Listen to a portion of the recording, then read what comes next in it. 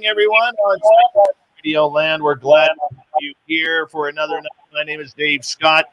I'm sure you've all been here before. You may know me from previous episodes of Science Bob and Friends as the host, and thank you so much for tuning us in. And we got a great show of Science Bob and Friends tonight with the legendary UFO researcher and scientist, Dr. Bruce Maccabee, who is with us tonight. We are in for a very, very special treat building up to the June 25th announcement from the Pentagon. This is going to be one fantastic show. Before we bring everybody in and get the radio side going, let's give a rundown of everyone in our chat room so far. We got Race Fan in the gold medal position. Gorgeous.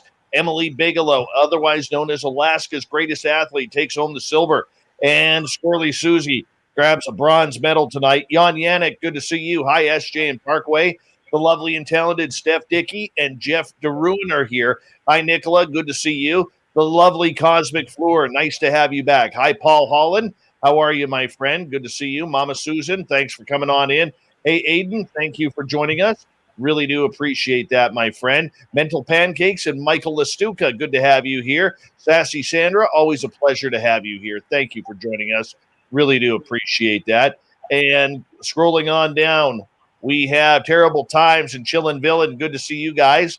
Thank you for joining us. Hi, Greg Moyes and Gorgeous Jules. Good to see you. Solar Warden and Michael Smith. Good to have you here. Thanks for joining us. Jay Breezy's back. He'll be signing autographs after the show. Line up to the right of the studio if you don't mind. Hey, Sean, thanks for joining us. Really appreciate it. Edens, how you doing?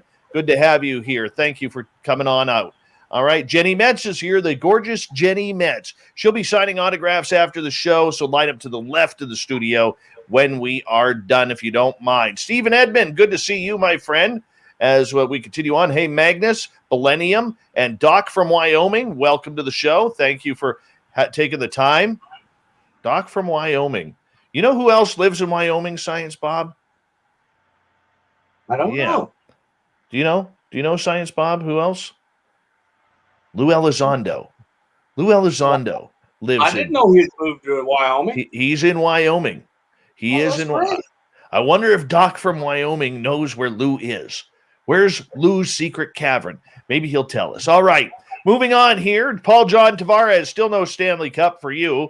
Hi, gorgeous Jenny. Thank you for joining us.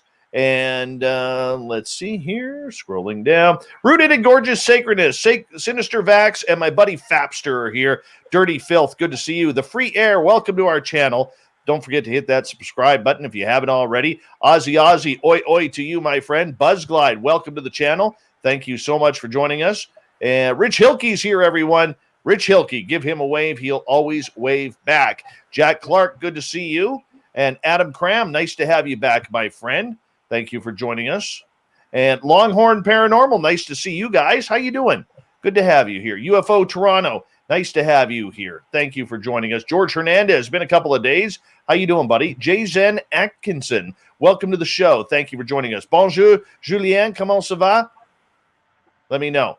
Madison and Troy SR71, Ron Weaver, good to have you all here. Mark Eddy, Uncle Dale and his power stash are here, which means that if you find Uncle Dale in Austin, Texas, rub his power stash for good luck. It's said to bring 7 days of absolute bliss if you catch him. Christopher M. Taylor, how you doing? Welcome to the show. Joe Smith, welcome. And there's Jeremy Jones.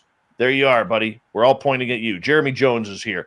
Thank you for joining us. Really appreciate that. All right, let's see who else is new. Fapster, thank you so much for that awesome super chat, man. Kicking it off tonight. Really do appreciate it. It's one of the great ways to support what we do here on Spaced Out Radio on a nightly basis. Thank you, buddy. I always appreciate you very much so. Chris Mack, good to see you. And James Forsyth, that's a great beard in your picture, James. That could rank up on the SOR Beard of Fame right there. Bassmaster, good to see you back. Daniel Frick, welcome. Stetson John, thank you for joining us. And let's see, who else has arrived here? Who else has arrived? Let's see. Scrolling down. Project Blue Book, Ben G, welcome to the show. Jurassic Joey, good to have you back. God, Oob to Joe's Maine, you've got aliens, buddy. You've got aliens. We got 20 seconds before we're going to launch tonight. Science Bob and Friends with Dr. Bob McGwier, Dr. Bruce Maccabee, and we're going to have one hell of a show tonight. And I think this is one that it could go down in the books as one of our best ever because we got some powerhouse stuff going on here. And thank you, Science Bob, for the super chat. Vinster, how you doing, brother? Good to see you. Crystal Light, how you doing? Nice to have you here. We're 5 seconds away. Get your horns up and rock and roll. Eric with a K, we are your fourth favorite show.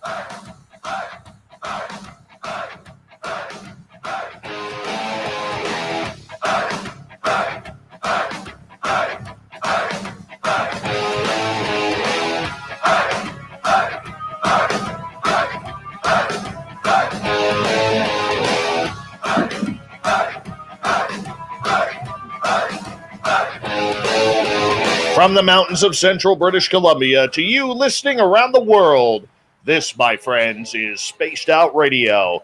I am your host, Dave Scott, sitting in the captain's chair of SOR headquarters. We welcome you to tonight's show on our terrestrial affiliates around North America, digitally on TalkStream Live, Revolution Radio, and KPNL. All of our archives are free by going to youtube.com/Spaced Out Radio. Just do me the favor, hit that subscribe button. You can follow us on Twitter at Spaced Out Radio and on Instagram at Spaced Out Radio Show.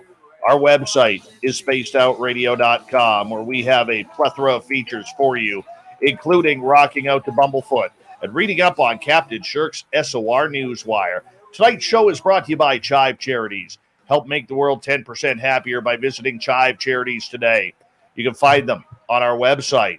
It is time once again for our resident Spaced Out Radio scientist, Dr. Bob McGwier, to discuss the scientific side of the supernatural and paranormal.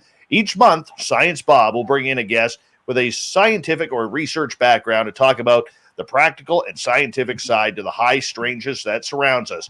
And joining us tonight is a very special guest. He is a legend in the scientific community, a legend in the UFO world, Dr. Bruce Maccabee. We are talking June 25th. We are talking UFOs, extraterrestrials. What is going to happen in the next couple of weeks? And I am very excited to have this one going. Dr. Bob McGwier, it's always a pleasure to have you back on the show. How are you? I'm doing great, Dave. And you?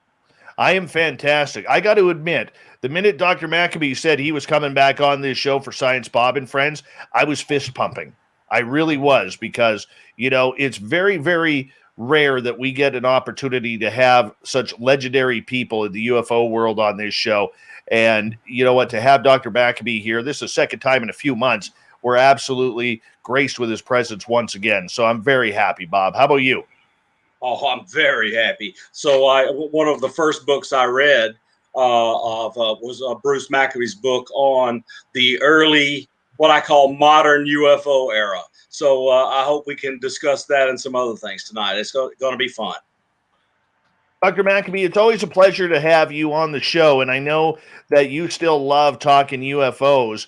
And, you know, for people who do not know your background, you've been doing this the majority of your professional career, looking into this phenomena and subject. Do you still get a rush from what's going on after all these years? Well, I guess I'm starting to get a rush of some sort, which we can discuss with this. The government is going to supposedly spill the beans, but we wonder if this is the football is going to get yanked out from in front of his feet just as he's about to kick the ball in peanuts, you know. And so what I'm wondering is, we're getting closer and closer to something really big, and are we going to get a kick at the ball finally, or is it going to just sort of lay there and somebody's going to swipe it from us and hold us back on being able to kick it, well, get to the next stage? We're right at the stage right now of apparently the government project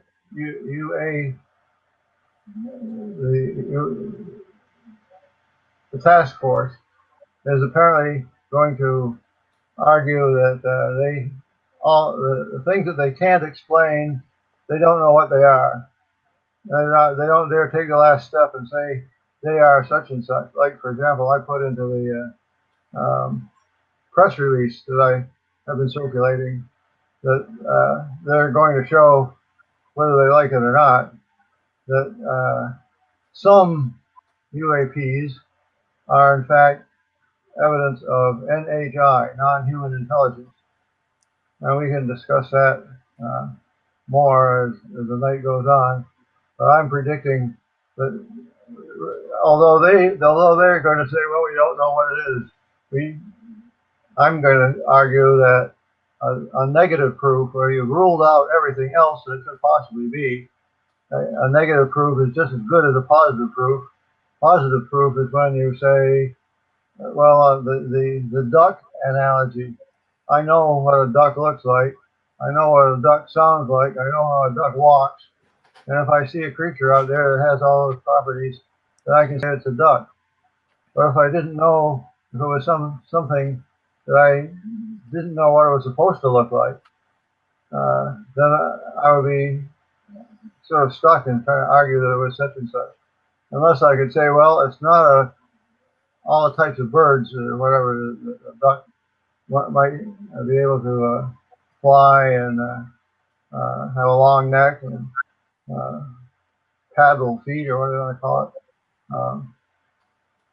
where the Do you think that with everything that's going on, Dr. Maccabee, and everything that we're seeing, is this a lot of buildup and hype that you have seen before? this seems like this buildup and hype seems to have happened several times in the past. If you go way back into the early 50s, at the time of the flyovers of Washington, D.C., and the big UFO flap, it looked like, well, if you read the history of it, of all those early sightings, and you lend some credence to what the witnesses are saying they saw, that they are really saying, well, for example, Kenneth Arnold seeing disc-shaped objects flying through the air. We have no explanation for that. And so if you argue that you're getting closer and closer to positive proof, over and over again, I found in my investigations, the closer you get to a positive answer to this a real unknown, the harder it is. If you imagine an investigation going on in steps, step 1, step 2, step 3, you interview the witnesses, put together a story, maybe go visit the place where an incident took place, and you rule out balloons, you rule out birds, you rule out aircraft, and you start ruling out all sorts of things, and it looks like you're getting close to ruling out everything but what you expect it to be. Then all of a sudden somebody comes along and claims that they have explained part of a setting or whatever, and that means you get close to it, but it gets harder. The closer you get to a positive answer, the harder it is to take the next step. If you can understand what I'm trying to say, if you view the investigation as a series of steps towards a conclusion, the closer you get to a easy conclusion, which is, oh, it was a bird or a plane, Superman, the closer you get to that solution, the easier it gets step by step. But if you are going step by step toward a conclusion where it looks like something truly anomalous at the end of your investigation, it gets harder to go the next steps. And here we're having some sort of an analogous situation that the UAPTF task force appears to be on the verge of saying, well, we've looked at 120 cases and they're not ours. That's all we can be sure of. Science Bob. Okay, so Dr. Maccabee, it seems really difficult given that we have 70 years and more of instances of these Tic Tacs being found, and to say that, hey, maybe it's Russia or maybe it's China. Well, 70 years ago, they didn't have the necessary technology to have a Tic Tac. So it can't be Russia and China 70 years ago and be Russia and China now. It just seems completely ridiculous. And that, in fact, we've already eliminated Russia and China as the major source of these sightings. The recent things over all the naval vessels off the California coast, off of Miami, and off of Virginia, it just seems utterly impossible to be Russia or China, given that that these things were being sighted long before they had any kind of capability to fly these kinds of vehicles. Right, and the Navy has had sightings going all way back into the early 50s and late 40s. But I'm trying to think of Independence. In September of 1952, I think it was, a aircraft carrier. I don't know if it was Enterprise or Independence, or I can't remember which one it was, but they had sighting for a period of several days. The aircraft carrier and its associated destroyers and so on had sightings. People who were watching these things through binoculars and so on. So this is nothing new, although they're treating it as if it's new. You don't see any relation, any reference by Elizondo to what's happened before. They present the so-called observables, the various characteristics of these objects, such as extreme acceleration, high speed, being able to go from one medium to another, water to air, something like that. The Lieutenant Graves over the Teddy Roosevelt off the Virginia coast and all the way down to Miami claims that they saw them every single day when they took off from the USS Teddy Roosevelt aircraft carrier for hundreds of days, and they would loiter.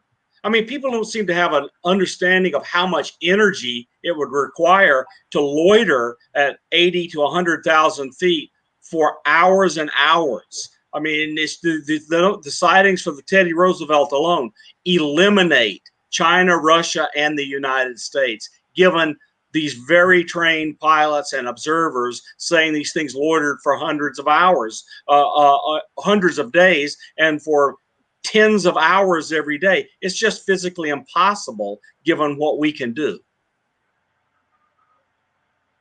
Yeah. Now, they seem to be ignoring the history that goes on, that goes way back, and concentrating on only the last 20 years of history. And it's sort of like these things have been happening, but nobody paid any attention until the instrumentation radar, the spy radars, amazing. Yes, sir. I worked on when I was on the faculty at Virginia Tech and did a lot of research for the Navy. I worked on the Spy 1 radar, so I know a lot about it. And the version that was on the Nimitz when we had the Tic Tacs, that thing could easily see a vehicle that's 40 feet long, as Fravor and Dietz claimed it was, to 80,000 feet easily. And Spy 1 is uniquely suited for that volume of the space around the carrier. It's just it's pretty much. So speaking of the history, it's a phased array, so there's no inertia in making it track something, and that explains why Kevin Day could say that he watched when he played back what he had been seeing the night before. He played it back on the spy radar playback system, and he was able to determine that these things dropped from 80,000 feet down to the surface of the ocean in 0.78 seconds, less than a full second. Now that takes a very high slew rate for the beam. Spy radar could do it, but they couldn't have done that 30 or 40 years ago because they used mechanical scanning. So it's almost like we know these things have been happening for years and years. The first 60 years of UFOs, and then the next 20 years that we're in right now, the instrumentation has improved tremendously. So it's almost like we didn't. They think they can get away with saying they didn't pay any attention to these objects back before 1980 or 1990, let's say. But now that our instrumentation has suddenly gotten better, we can't ignore it. This stuff pops up all the time. In other words, it's a situation where the technology for detecting objects has improved to the point where all of a sudden we can detect these UAPs, and that's why we get a pass when it comes to accusations that we didn't detect these things earlier. But of course, we did detect things earlier.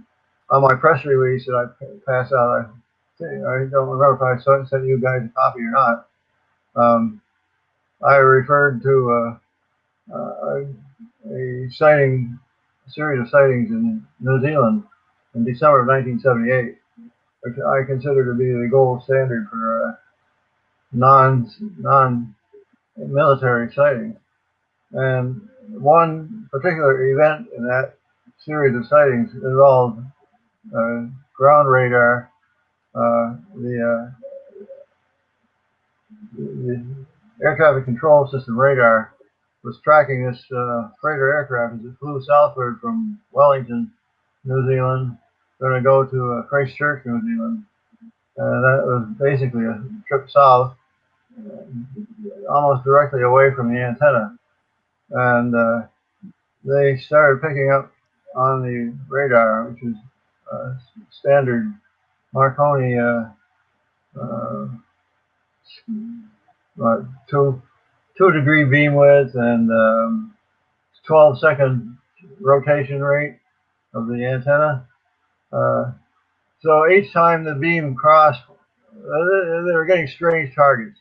You're supposed to on this type of radar, you get a when the beam hits a target and comes and bounces back, you get a bright spot appear on the circular radar screen that you're watching to see where a target is going. And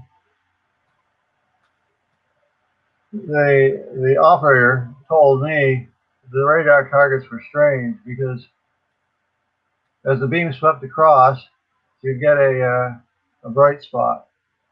Now, if it was a normal boat or an airplane, if it was a boat, it wouldn't necessarily be normal. Anomalous propagation taking place. But looking at the airplane going south, under a normal circumstance, the beam sweeps around, and if it picks up a target, there's the target. It's the airplane, and the beam continues around. Meanwhile, the airplane continues traveling. So the next time the beam crosses across the airplane is moved at half a mile or so, and it causes another blip. The first blip is faded out a little bit, not as bright as the most recent blip. If you continue this process, you get a series, a track of fading bright spots on the screen, typically in a straight line, unless the aircraft or whatever it is turning. But the point is that you would get a series of spots, bright spots. The most recent sweep would have the brightest spot. The next most recent sweep would have a dimmer spot. The next most recent sweep would have still a dimmer one. The point is you get a trail of spots showing you where this airplane is going under normal circumstances. Well, these strange targets they were getting, they'd get the beam would go around, being there's a spot, beam would come around again and there's nothing. I couldn't figure that out. That would mean that that target, wherever it was, had somehow crashed or had flown so fast that it had gotten completely out of the range of the radar or something like that. So anyway, they were getting these strange targets as the plane flew south, and the air traffic controller was feeding information by the radio between the captain of the airplane and the air traffic control tower. The air traffic control tower told the captain that one series of incidents, he says, "You got a target behind you," and then the beam sweeps around, and when it comes back, the target isn't there. Then the beam sweeps around again, and the target is closer to the airplane. Then the beam sweeps around again, and the target is off to the right-hand side of the airplane. And the beam sweeps around one more time, and the air traffic controller says to the plane, "You have something flying in formation with you. Your target has doubled in size." Well, now, a radar target does not double in size. It stays the same. The only way you can make it double in size would be to fly it right towards the antenna, or well, I guess that would be about the only way. So anyway, this double-sized target lasted for 3 sweeps of the radar. For 3 sweeps of the radar, this double-sized dot on the screen moved in a continuous manner, and then all of a sudden, on the 4th sweep of the radar, it was back at the right-hand side, several miles from the airplane, and then it stayed as the airplane flew on. And well, the reason I bring this up is kind of hard to discuss this thing without people who are not familiar with radar and all that. But anyway, the question is, what would make a radar target, presumably some sort of a radar reflective object craft, get close to the airplane and then move away? I argue that that's evidence of intelligence of a sort. They might have been curious. They may be as curious about us as we are about them, and they didn't do anything that would hurt the airplane.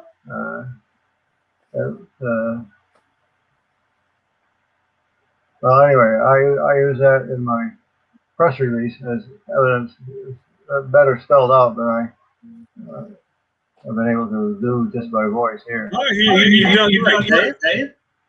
Oh, you're doing great.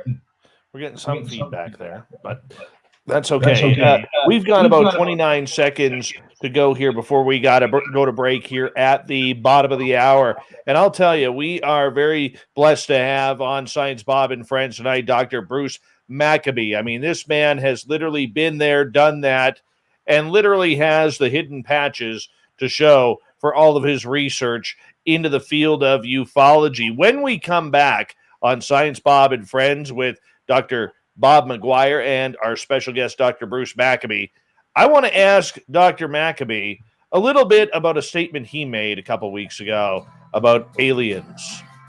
Are we going to see aliens come June 25th? Are we going to know about them? Is it going to be released? I don't think so. Neither does Science Bob, but we'll get Dr. Maccabee's take on it when we come back on Spaced Out Radio. Well, we'll be able to logically deduce that that's all that's left. Right, after you Hey, space travelers. We're back. Okay. We can chat freely with the YouTube crowd listening to us for the next few minutes. Yeah, let me chat. I saw a couple of friends.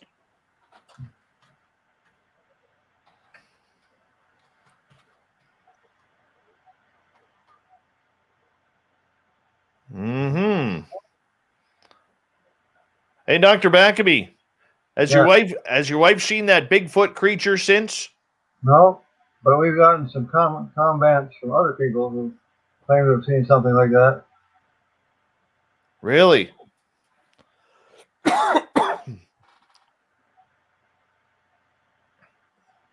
Damn, I would love to have seen that. Oh, yeah.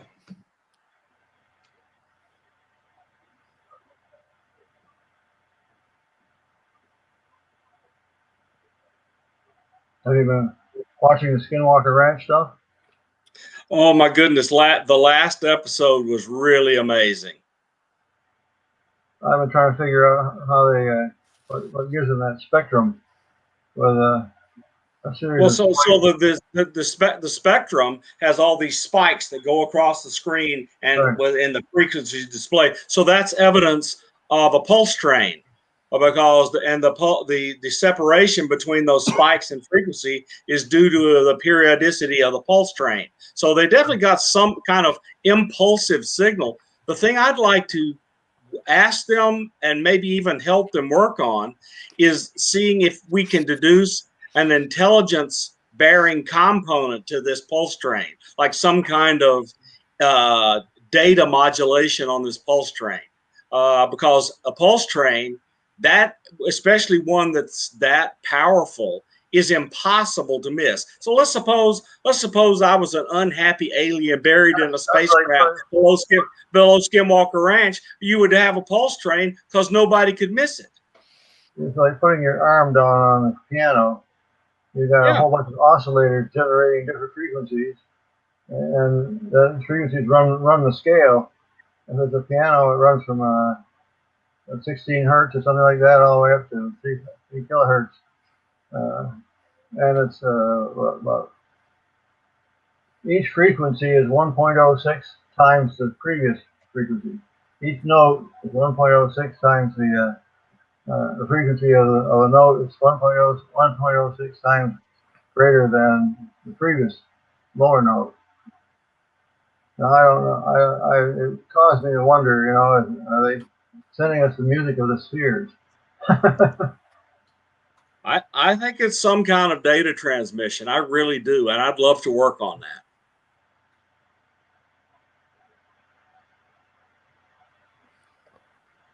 We've got about 2.5 minutes, guys. 2.5 minutes.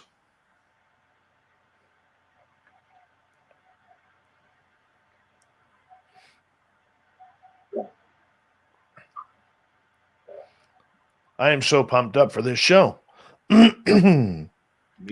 Now, if my voice will last tonight, that'll be really good. Yeah, if my brain will last, that'll be good.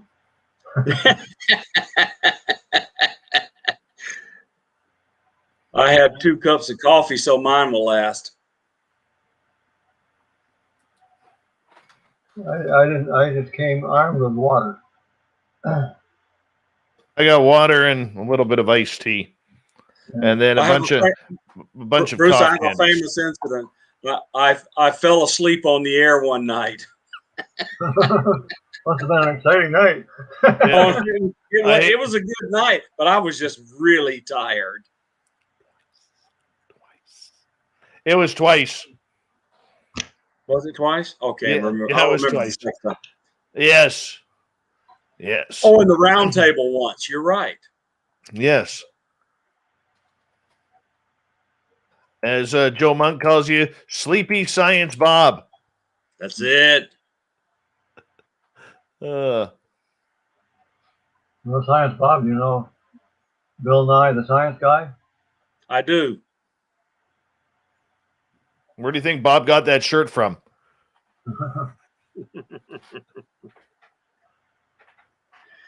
So yeah, it's kind of funny. He's has an MS degree in engineering, but he's known as the science guy. It's a little funny. He's not up for UFOs either. No. One sec, guys. We got about 15 seconds. James Iandoli from Engaging the Phenomena. How you doing, buddy?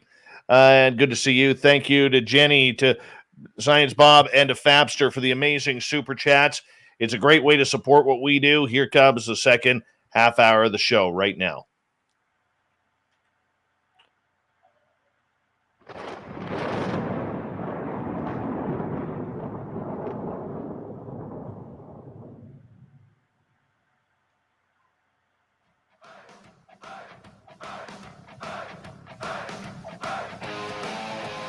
Second half hour of Spaced Out Radio is now underway.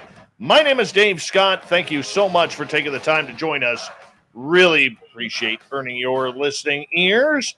Want to remind you that if you've missed portions of this show or others, check out our free archives by going to youtube.com/Spaced Out Radio. Just do me the favor, hit that subscribe button. Our website, spacedoutradio.com, where we have a plethora of features for you, including rocking out to Bumblefoot and reading up on Captain Shirk's SOR Newswire. Follow us on Twitter at Spaced Out Radio and on Instagram at Spaced Out Radio Show. We continue on tonight with Science Bob and friends. Dr. Bob McGwier is here once a month to talk about all things scientific when it comes to everything under the paranormal umbrella.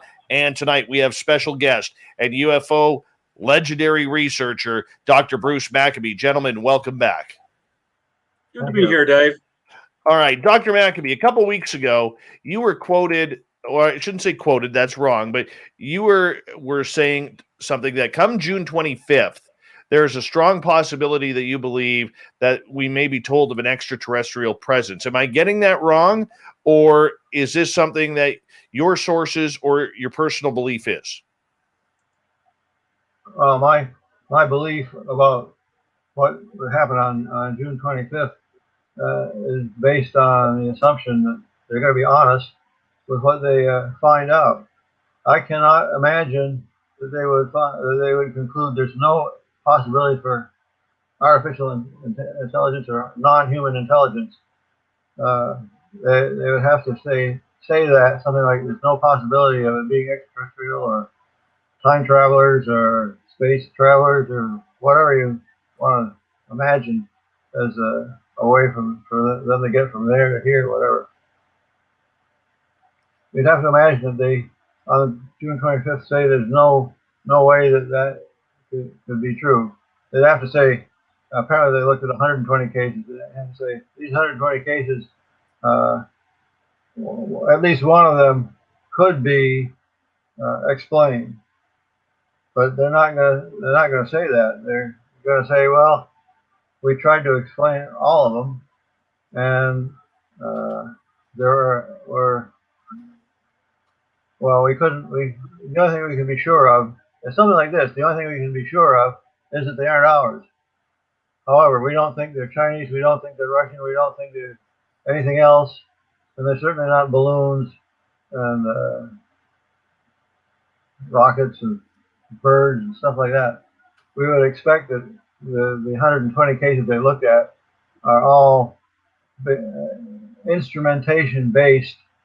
They are using infrared FLIR devices or night vision devices to pick up these targets, the objects that they're seeing.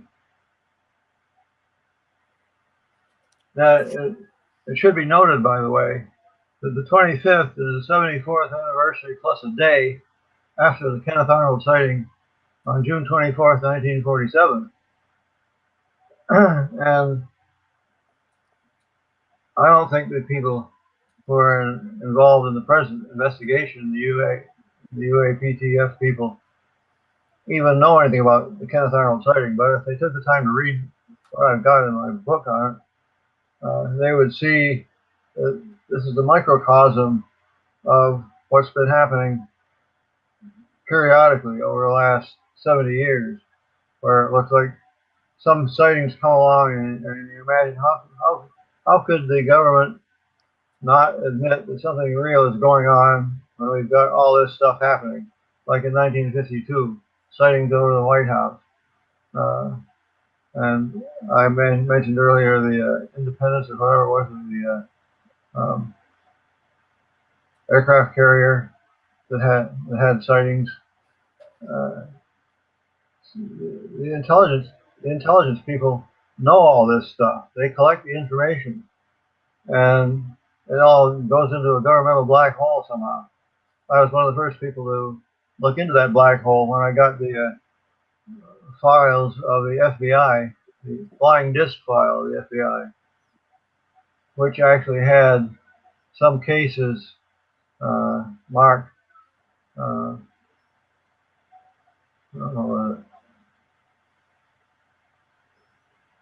well, Mark something or other X. I forget the exact terminology. It's been a long time since I've looked at the documents, but they really did have an X file. Anyway, anyway, the point that I'm making is that over and over we've had periods of time when it looked like something's got to give. There's just too many sightings going on, and I've asked myself over the years. Well, one of the things that attracted me to the subject that I found intriguing was the explanations that were offered. Usually garbage explanations.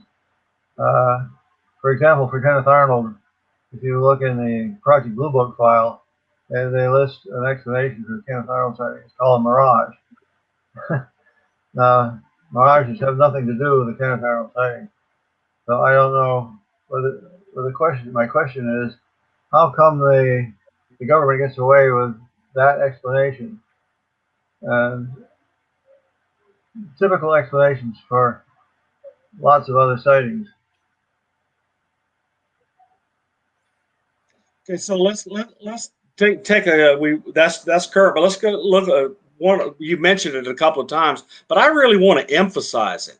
From 1945, when we exploded the Trinity test in New Mexico, throughout the entirety of the Truman presidency, including the overflights of multiple weekends of flying saucers glowing over the U.S. Capitol and the White House happened at exactly the same time that the most powerful man in the world, and that's President Harry Truman, having just concluded winning the Second World War and setting up the Bretton Woods, all that stuff, he demanded answers about these UFOs that were flying over the Capitol. And the UFOs flying over the Capitol are on video.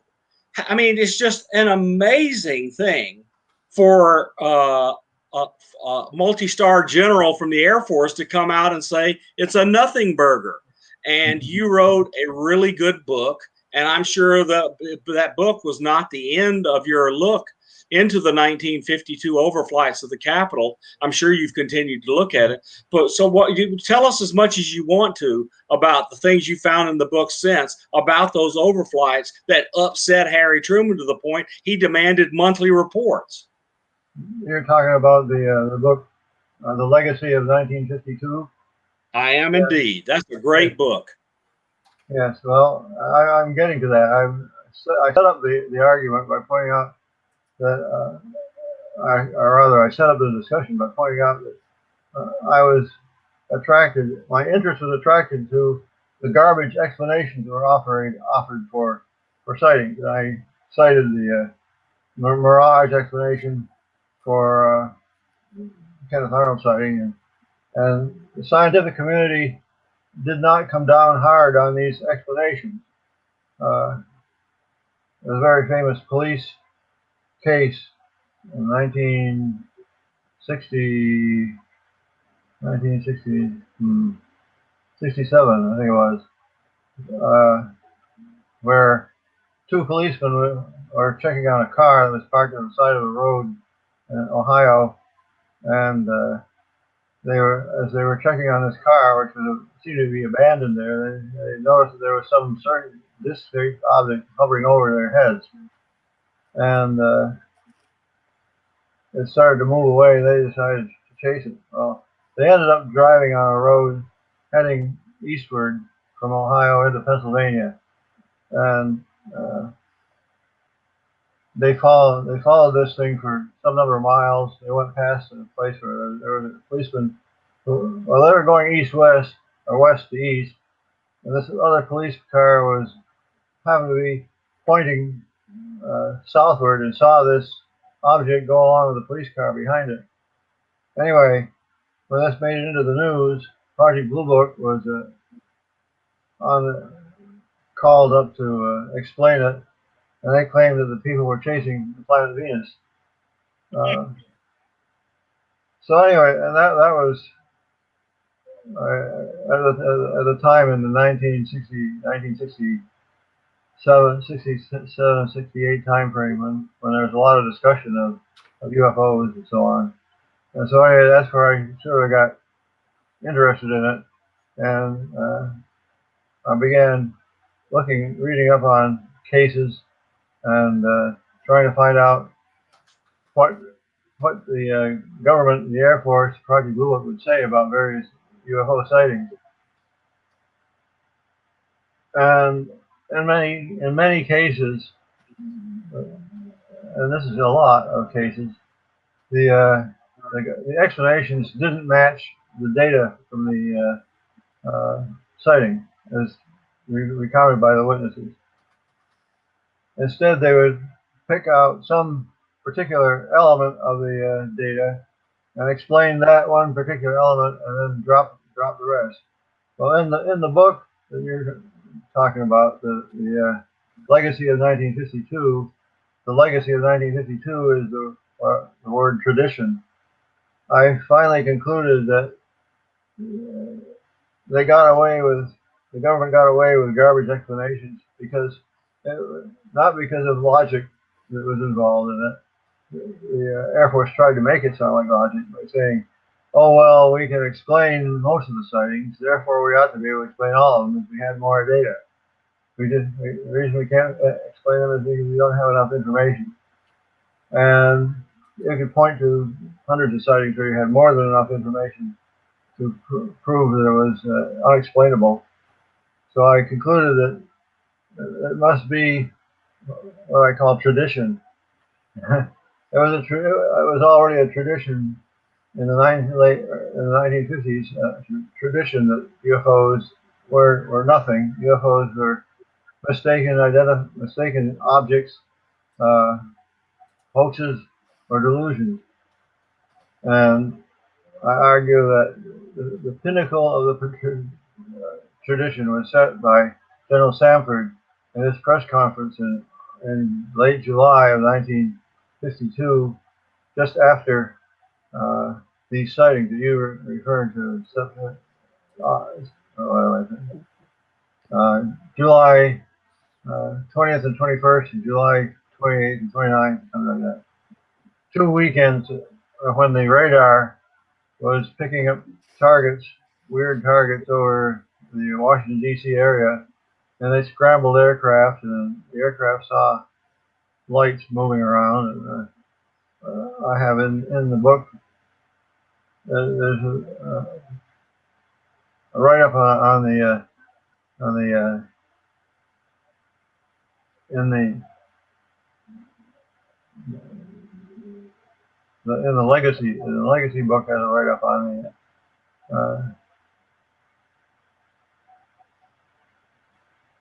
the Washington D.C. sighting. It's also in my larger book, the FBI CIA UFO connection, which covers a lot of stuff from the beginning to the middle of the 50s. Anyway, I finally concluded that the reason the Project Blue Book and the government in general got away with garbage explanations was that they would propose an explanation for something or other, and the scientific community treated the subject so lightly that they didn't push back on garbage explanations. Any explanation is better than none.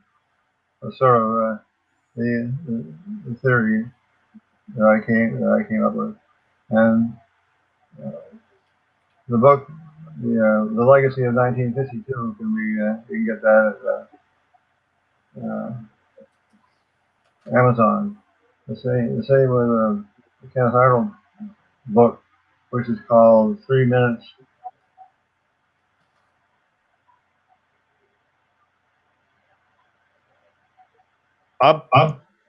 What? We're getting a little bit of an echo. Hold on one second here. Let me get that cleared up here. We have Dr. Bob McGwier and Dr. Bruce Maccabee here on Spaced Out Radio tonight. And Bob, you want to continue on with this line of questioning regarding the book?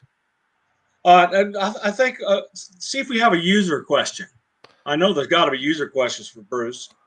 Well, while we're waiting for that, because the chat room is moving really fast tonight, while we're looking into that, Dr. Maccabee, you know, in everything that you did during your government time in looking into the phenomena, would you look at it the way it is today? Was it more secretive back then as it is today, even though it's more out in public? Well, first of all, the work that I did, my job and so on, had nothing to do with UFO investigation. So, but afterwards, you still knew a lot of people. I knew a lot of people, yeah, and I retired in 2008, so I've been around a while.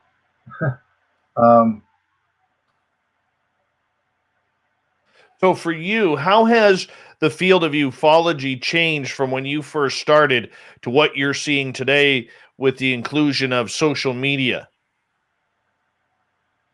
Well, the biggest change, I guess, has been within the last few months or the last couple of years. Ufology is sort of over the last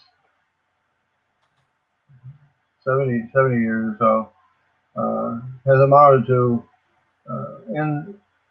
somehow you find out about a sighting,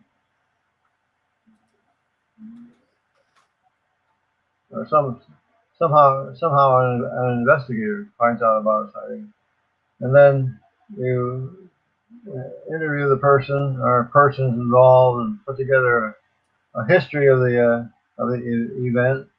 You've got to get the history correct before you can start proposing explanations. And that sort of has been that's sort of been ufology for most of the time. Ufology also involves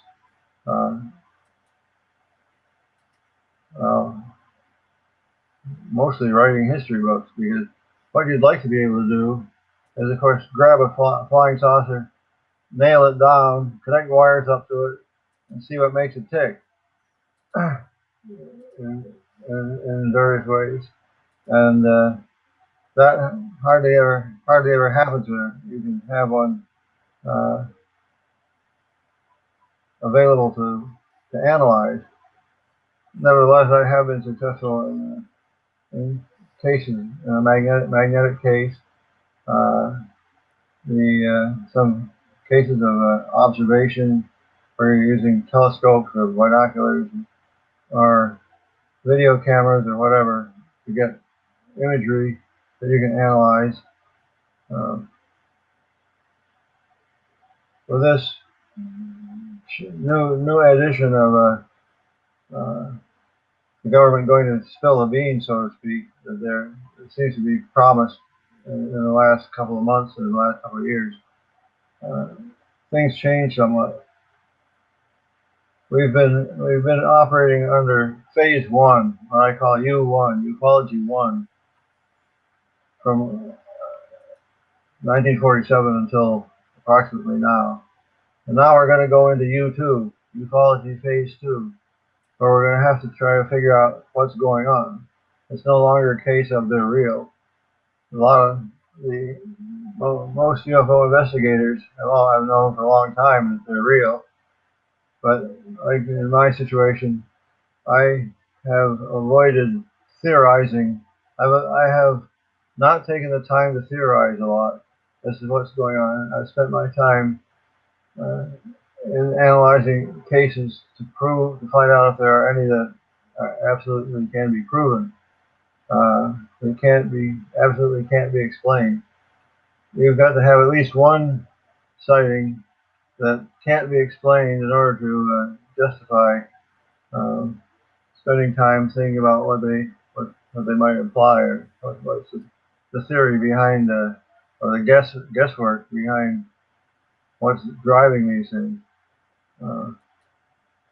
So we ufology phase 1, we sort of come to a conclusion on that they're real. And I'm arguing that that's what the Air Force is going to effectively. So the Air Force, or rather this task force, may not come right out and say they're real, but if they're honest, they're going to say we have cases we can't explain, and leave it up to somebody else to decide what that means. But as far as ufology phase 1 is concerned, that closes the book on phase 1. The proof that they're there. Now we have to go to phase 2, which, as I said, is assuming that in phase 2 you start with the belief that they're real, and then you learn everything you can about them. How much we'll be able to learn, I don't know. I've speculated on various things over the years, depending on what you learn from the various cases. Like, for example, in the New Zealand case where this object, a radar target, got so close to the airplane that you couldn't separate the two. Why would it do that? But at least now we are willing to say that it was something unusual. It was a real thing, not like the skeptics saying it. It was anomalous propagation due to weather effects on the radar. Now, I don't know.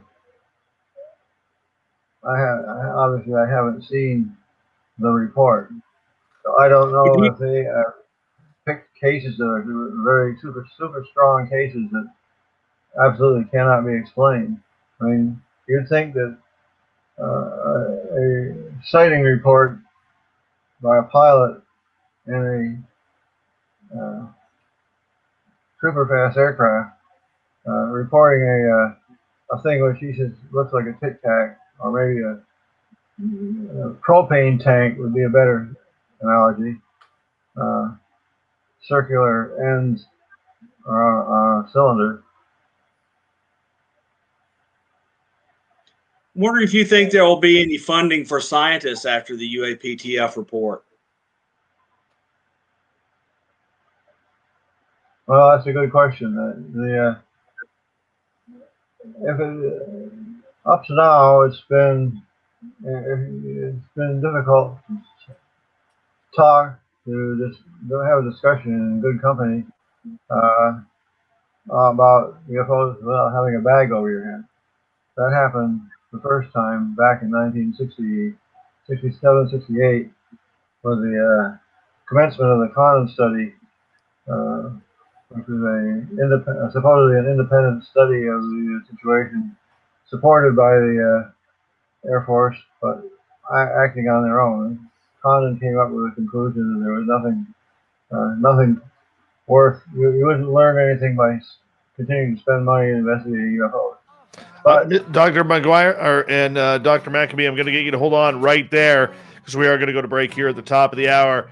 Science Bob and Friends with Dr. Bob McGwier and our special guest, famed ufologist, Dr. Bruce Maccabee. We're going to continue on with the UFO talk right after this. We'll even throw in a big question for Dr. Bruce. Why now? On Spaced Out Radio.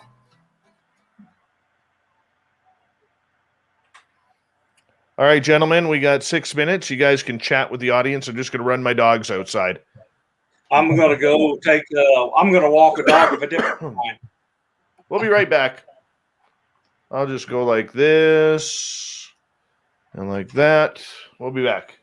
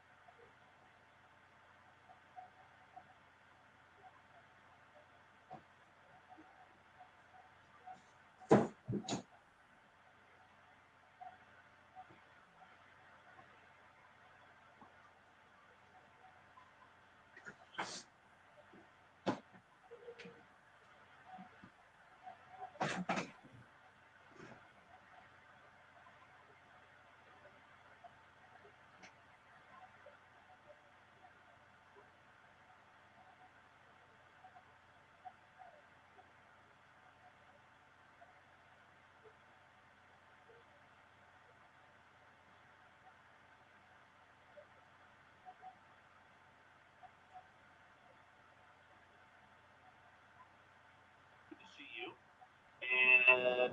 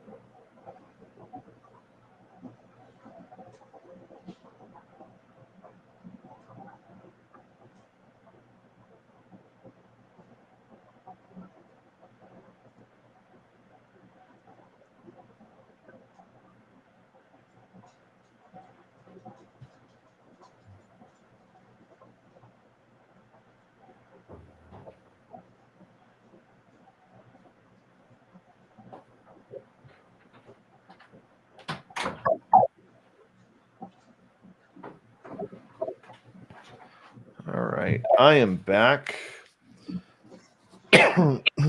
This is good stuff tonight, Science Bob. Good It's great, stuff. man. It's great. Oh, yeah. Hi, Awesome Cat Chaser. How are you? She's the first one to notice the Science Bob logo up in the right-hand corner.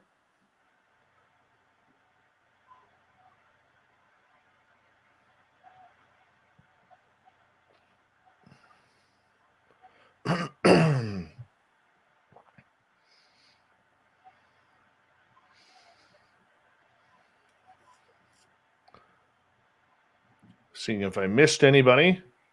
The gorgeous and talented Britt Bennett has arrived. Give us a wave, Britt, if you don't mind. I guarantee she just waved to her screen.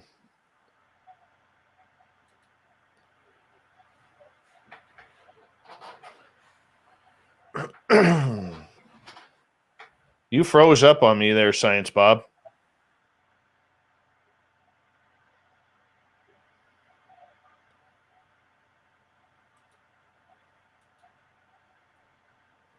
There we go. There we go. Now we got you.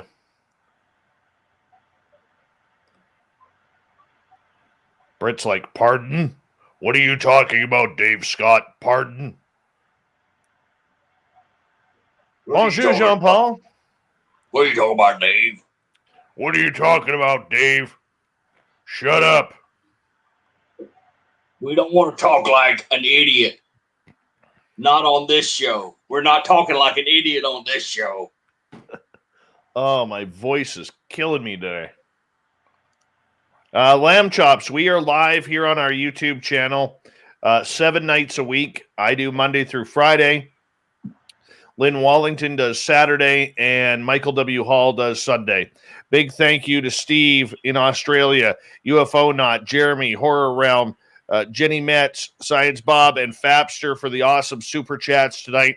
Really supports what we do. Here we go with hour number 2, everyone.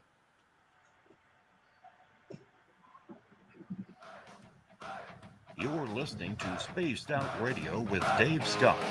Follow Dave on Twitter at Spaced Out Radio and on Facebook, Spaced Out Radio Show. Here we go with hour number 2 of Spaced Out Radio tonight.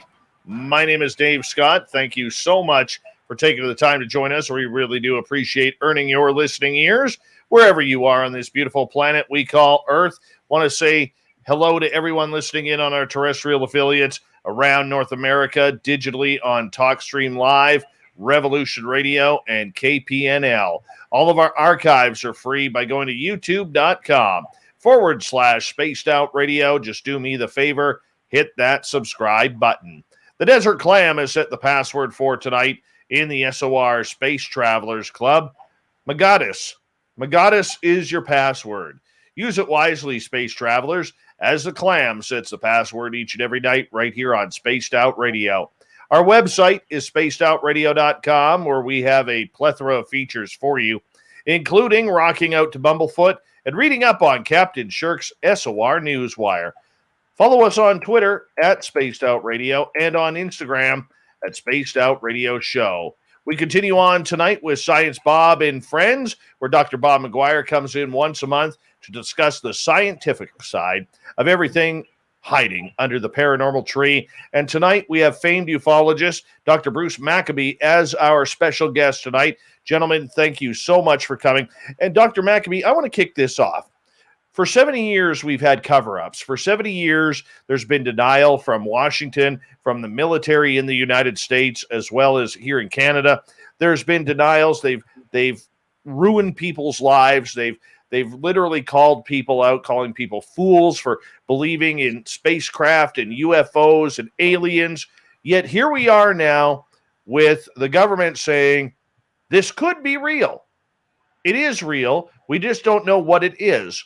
Why do you think, after 70 years of cover-ups and stringing people along with a plethora of evidence that is out there, that right now they have decided to go down this road? Because when I look at it, I don't believe it was the To the Stars Academy. I don't believe it's Lou Elizondo or Chris Mellon, with all due respect to those gentlemen. I think there's something more. Why now, Dr. Maccabee? Well, I think one thing they're trying to imply, which may be right, that the improved available instrumentation, the capabilities of these jet planes to make measurements have improved to the point where they are detecting these things so much they can't ignore them. They could keep it secret by not talking about it and leaving the situation alone, not changing anything about how sighting reports are handled. They could just have gone along the way they had been for years, and I think probably the breaking point was when Elizondo and people in this UAP stuff decided to go public, and it could be the Navy regrets letting the pilots go public, but nevertheless they've gone ahead and apparently admitted that many of these videos were in fact taken by high-tech equipment used by the Air Force and the Navy. So I think it could well be argued that the difference between now and 2 years ago at this time is really because of the pushing of Elizondo and the other guys. Well, that push effect, plus the reluctance of the Navy to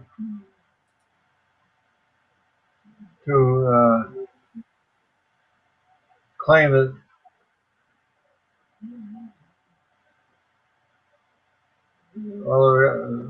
the Navy was not reluctant to admit that these videos were taken on Navy equipment. So I think that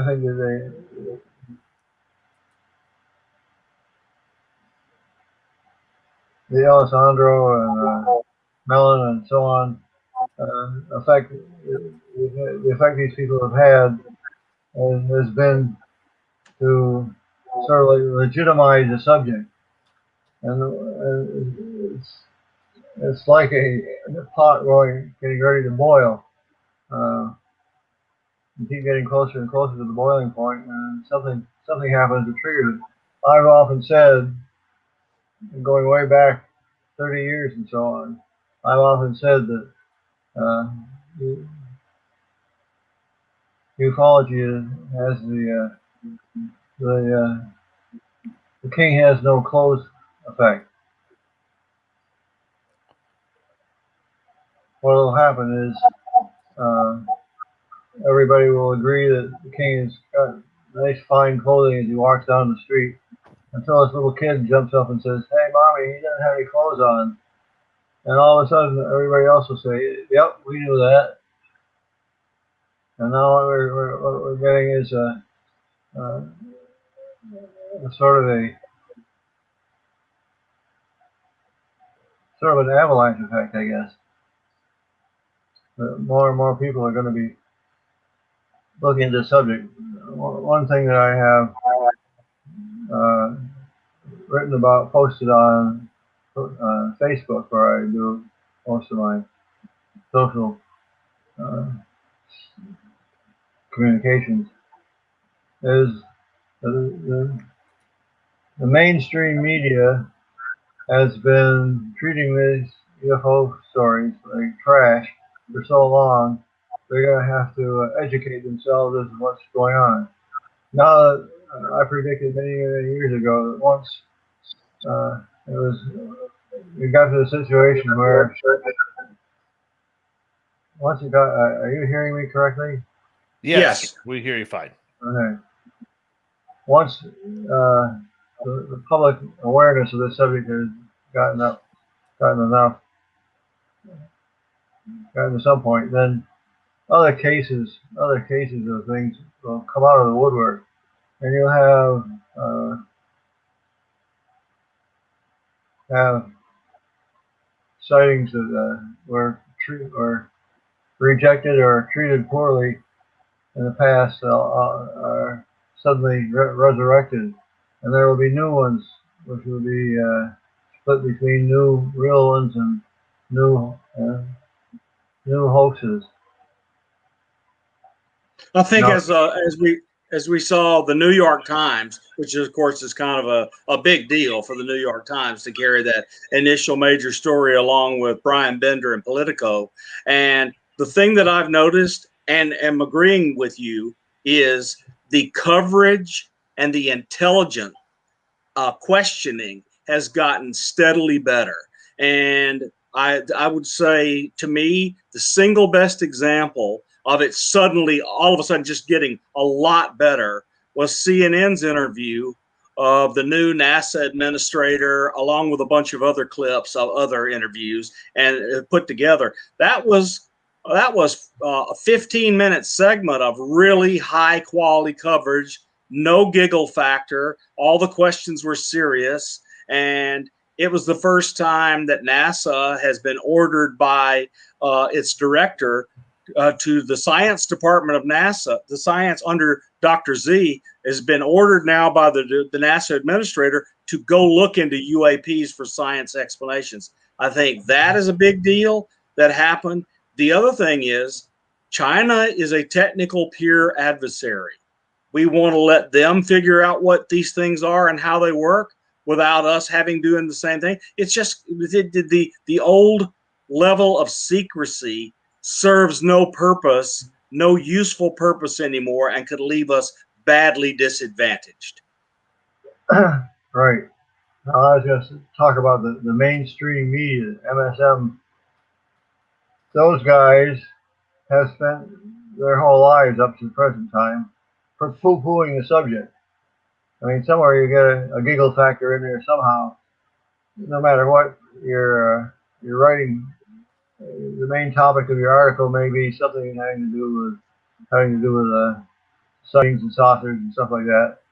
The mainstream media people wouldn't have no experience or little experience in investigating or writing articles about this subject in a straightforward manner. They're much more likely to throw in a giggle here and there to sort of make it look like they really don't really believe something like this is too far out. Well, the thing I'm noticing, Bruce, is that's improving. That the questioning by the mainstream media people, and especially in just the last 2 weeks, has really dramatically improved. Zero giggle factor, serious questions. It's been pretty much amazing to watch the last month. Right. And you find some of the MSM people like I'm thinking of Maria Bartoloma saying how she's always been fascinated about it. They're willing to come forward now, but if you'd asked them a year or 2 years ago, they would have said, well, I don't really believe in that sort of stuff, you know.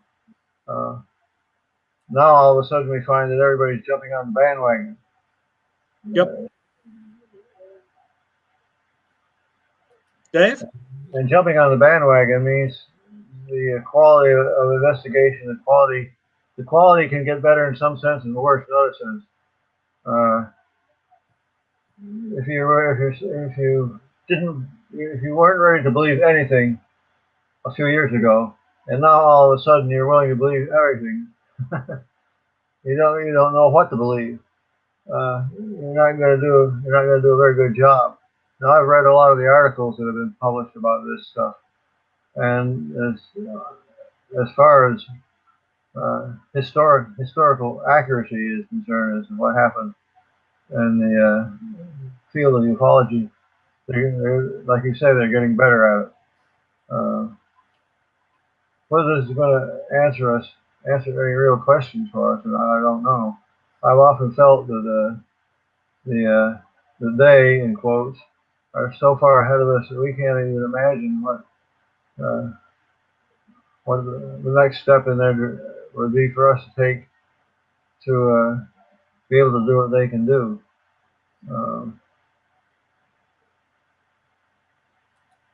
Anyway, the ultimate thing is we have to wait and find out what's going to happen. We don't know the President Biden and the presidents of other countries, so they're going to have to formulate a policy that explains what the relation between us and them is going to be. If we never get to contact them directly, it'll be hard to formulate that. But as I have put in my press release, we have to find out whether we face love, hate, or indifference. If they made us, we may face love. If they did not make us and we're in their way, we may face hatred. And the third possibility is that they don't care about us one way or another, as long as we don't get in their way. We know that out of all the sightings that have been recorded, very few of them, so far as I know anyway, very few, a very small percentage amount to injury to a human being. Although there are cases, I don't think I'd want to live in the Amazon rainforest. Apparently people down there get even killed with interactions with aliens. But basically, this has been going on for 70 some years, and not much bad has happened. The non-human intelligence people may wonder how why we've managed to ignore them for so long. They could be wondering about us just as much as we're wondering about them. Very much so. Dr. Maccabee, do you believe, or what is your thoughts on the fact that with this narrative that is currently going on, recently we've seen government officials from everybody from Marco Rubio right up to former President Obama talk about this subject, but they all seem to be saying the same thing about that we don't know what they are. It's like they're reading off of a script. Do you think that this is pre-planned, that they are all saying the exact same thing on every same interview?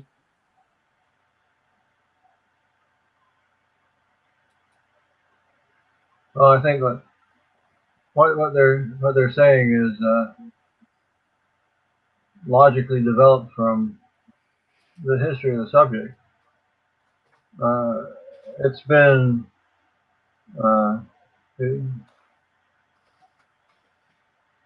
it's been frowned upon for people to talk about UFOs in good company, unless you're unless you're at a UFO conference or something like that.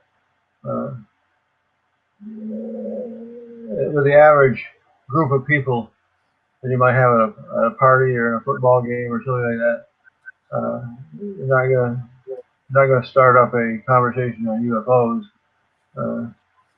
because they'll probably laugh at you. But now things are changing a bit.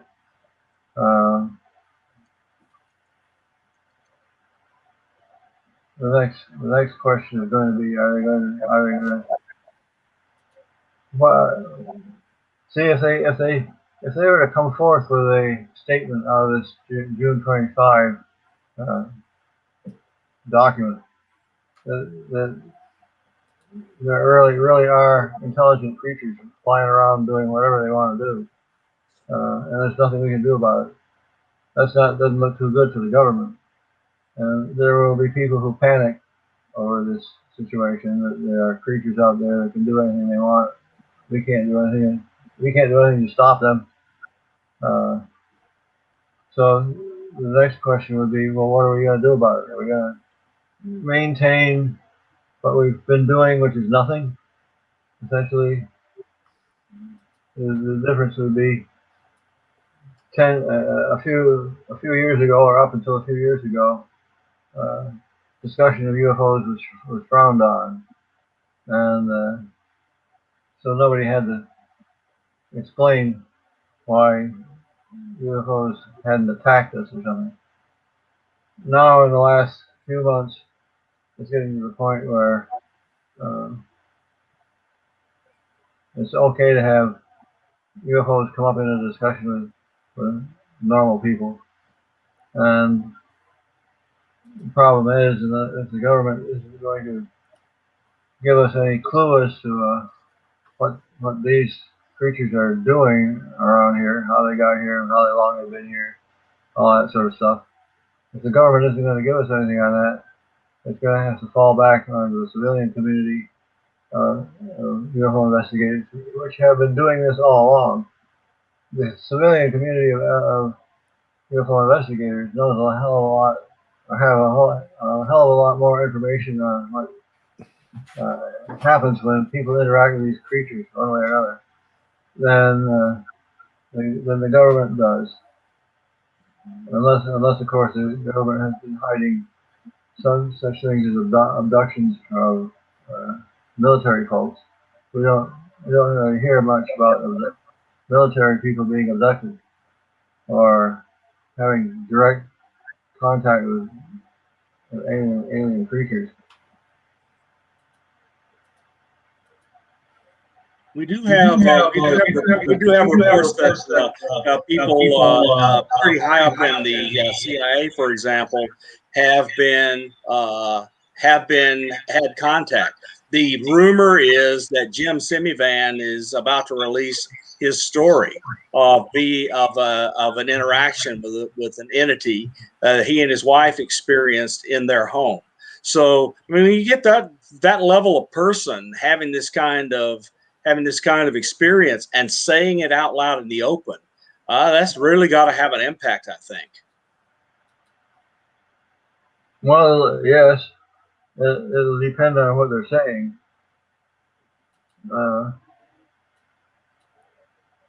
A lot of the MSM people are willing to state in open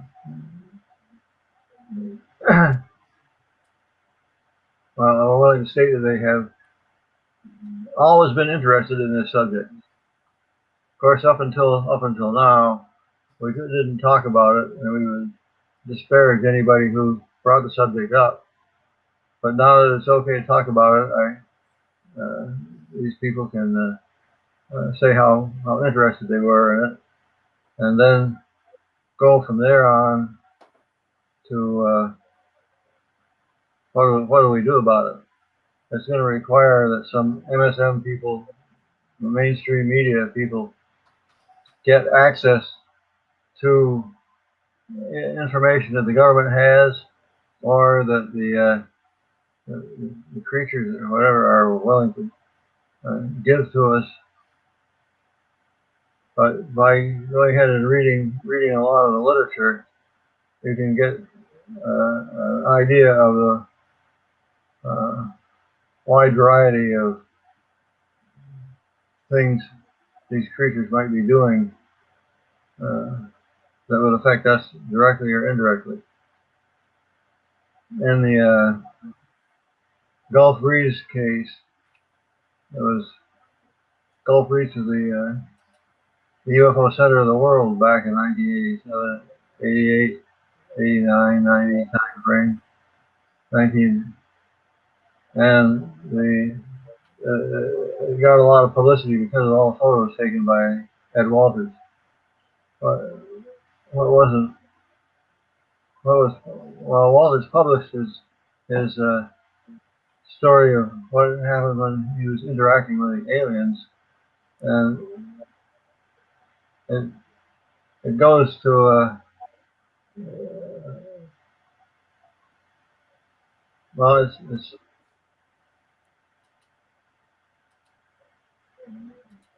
a very interesting history of what happened to him, but it ends up that he acts like he's a teacher for small alien creatures. He told the story. I can only tell you a piece of it, but a story like this that he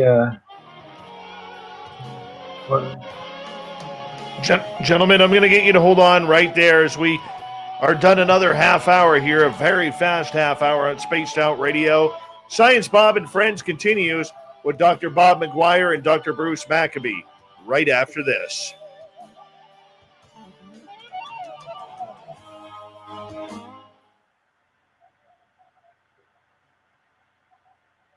All right, gentlemen, we're clear. All right. clear. Clear.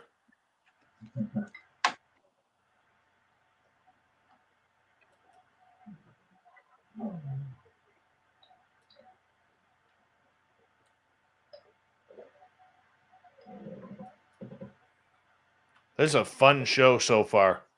It is fun. Very fun show. Are you having fun there, Dr. Bruce? Yep.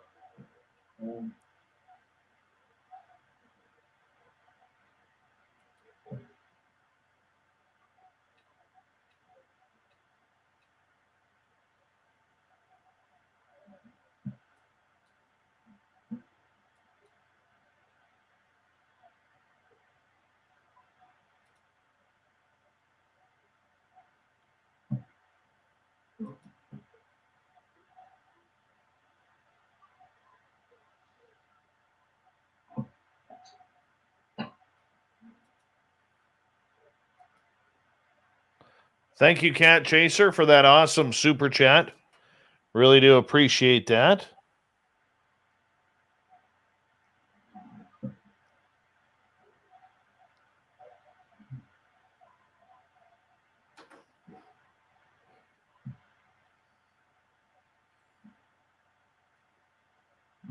Chris Franz, how you doing, man? Welcome to the show. And one, nice to see you. Yes, Big Pickle. I didn't know that about Semi-Van. Oh yeah, he's in talks. All right. Well, Gary the Dutchman is here, which means it's time for a little Mighty Moose beard oil. I've chosen the winter blend tonight. So Mighty Moose beard oil is one of our sponsors here on the show. And, you know, I've known a lot of Dutchmen over the years. So the one thing, as nice of people as the Dutch are, the one thing that they are is cheap. They will never give you a deal on anything. Right, Gary the Dutchman? Yes, you can nod your head in agreement. But the one thing I have convinced Gary the Dutchman to do it, Mighty Moose Beard Oil, is to give our Spaced Out Radio listeners a promo code where you're going to get a discount off every purchase, and especially with Father's Day coming up, go to mightymoosebeard.com and check it on out. Look, this is as easy as it is. Just take the drop bottle, you squeeze it in your hand like so. That's it. And you rub your hands together and just massage it in. Just massage it in. That's it. Look how good my beard looks now as it grows back. And for the ladies out there, this can be used in your hair. It is all natural. There are no chemicals, no byproducts. You know, Gary the Dutchman, he takes care of us because he wants us to grow, our hair to grow, our beards to grow, even our toenail knuckle hair to grow, because he's Dutch that way with his wooden shoes. So go to mightymoosebeard.com. Check out this Mighty Moose Beard Oil. It's great for the women too. And yeah, it's going to stop split ends. And tell Gary you want the deal from promo code SOR 2019, and make sure you use it because it's real good stuff and it smells great too. Get the winter blend. It's my favorite. MightyBoostBeard.com. There we go. There's our sponsor for the night. There you go, Gary the Dutchman. I did my part. Andrew, thank you so so glad much. the Dutchman's back. Pardon me? So glad the Dutchman's back. I know. He had a bad case of gout there for a while. It's flaring up on him. Yes, Night Gazer. Dave was bald last week. That's how good it is. That's right. Yeah.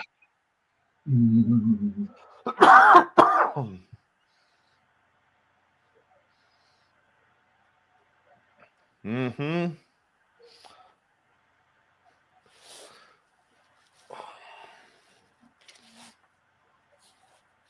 There we go.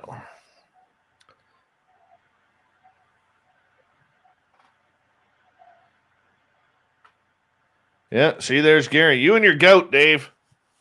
That's right. Thank you, Andrew, for that awesome super chat.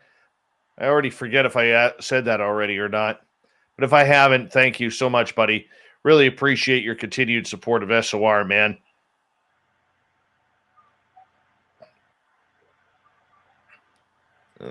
Murray's showing support for you there, Dutch. Gout sucks.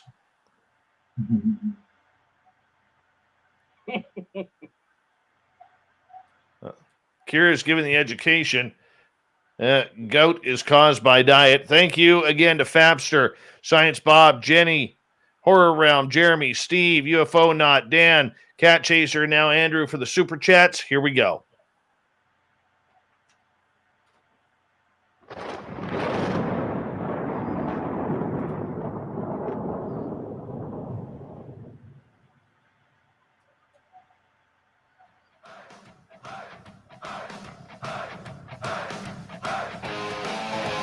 We pass the halfway point of Spaced Out Radio tonight. My name is Dave Scott. Thank you so much for joining us. Really do appreciate earning your listening ears wherever you are on this beautiful planet we call Earth. Want to say, yeah, you can check out our free archives by going to youtube.com/Spaced Out Radio. Just do me the favor, hit that subscribe button. Our website is spacedoutradio.com, where we have a plethora of features for you, including rocking out to Bumblefoot and reading up on Captain Shirk's SOR Newswire. Follow us on Twitter at Spaced Out Radio and on Instagram at Spaced Out Radio Show. Science Bob and Friends continues with Dr. Bob McGwier, as Dr. Bob is here each and every month to talk about what's hiding under the big paranormal tree, talking UFOs tonight, and we have legendary researcher Dr. Bruce Maccabee with us tonight. Science Bob. Okay, so people keep talking about a Pentagon report is coming out. That is not correct. UAPTF and the Pentagon is producing material for a report. The report is coming from the Director of National Intelligence. April is going to give the report to Congress. Dr. Maccabee wrote a brilliant book, his best book overall, on the FBI CIA connection and all the things it has to say to us about ufology for the last 70 years. And DNI has been ordered to take an all of government approach to writing this report, not just the Pentagon. Okay, so given that screaming match, I'm trying to get through everybody's head that this is a DNI report, which includes stuff from the Pentagon, but is all of government. Tell us what you think we learned reading your book, what you've learned through your history with dealing with the government and the intelligence community, so forth. What does it inform us about what you think Avril Haines is going to give us in this DNI report? Well, I expect they're going to report on the cases that they analyzed. The number 120 seems to be kicked around, but whatever number it is, I expect that they would set up each one like a straw man to hammer it down with an explanation of some sort. Essentially, they're saying there are cases we can't explain. They're not trying to avoid going beyond that. They would leave it up to the civilian interested people to come up with what this means. If you have a bunch of cases that can't be explained, what does that mean to you? And as I said, that's sort of like we reached the end of phase one, U1. Phase one of ufology was to find at least one case that can't possibly be explained, yet has, by the characteristic of the case, is such that it has to be operated by intelligent life. It's not a case of some random events happening associated with some sightings. They're actually doing something. Now, one thing I would like to take the time to bring up is an example of what we would have to do, or example of what we want to spend time on now that we're in phase two. We want to find out what they're doing. The only way we can do that is to collect together all the information we can on direct interactions between people and these creatures or objects. As an example, I'm going to cite what happened to Ed Walters. Ed Walters was an extremely complicated series of events involved not just Ed Walters, but a lot of other people in the Gulf Breeze area over a period of many years. But during the first period of time of this Gulf Breeze sightings, running from November 1987 through August of July of 1988, 1988, yes. Ed Walters attracted a lot of attention because of the pictures he took, and most of the people who were involved in investigating those sightings, many sightings by other people as well, and Ed Walters. For a period of time, we were tracking Ed day by day as to what was happening. Anyway, he ultimately underwent hypnosis to find out what strange things had happened to him at night, and in this, when he was asked to recount what happened,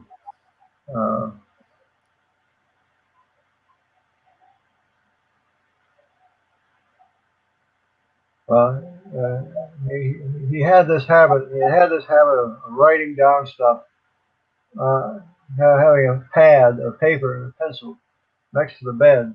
And then he would sometimes wake up in the middle of the night, write something down, and then go back to sleep. And then when he'd wake up in the morning, he would see what he wrote, and sometimes it would make sense, and sometimes it wouldn't. So during the period of time when he was having these sightings, he also did some of this sleep writing, and he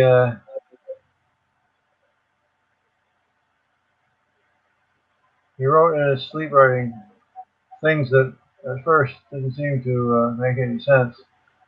One of the first messages he got, if you want to think of it that way, was "the news must learn," which is interpreted as THENEWS, must learn.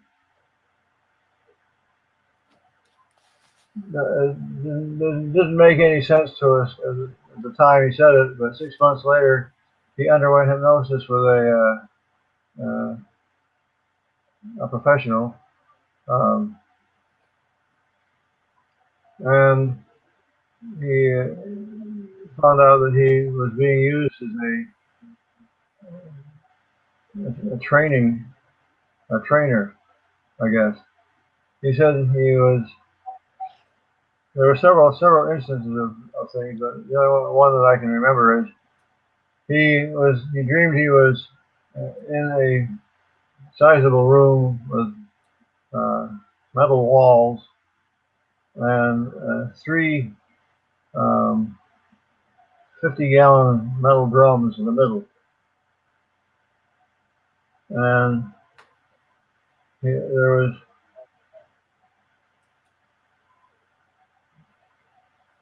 him and,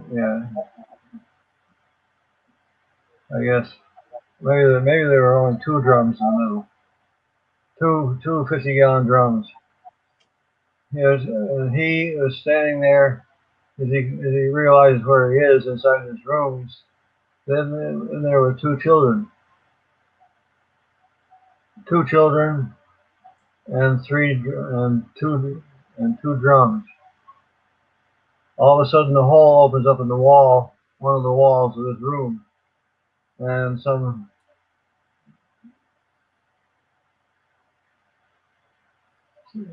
alligator or crocodile-like creatures come into the room, and Ed is immediately confronted with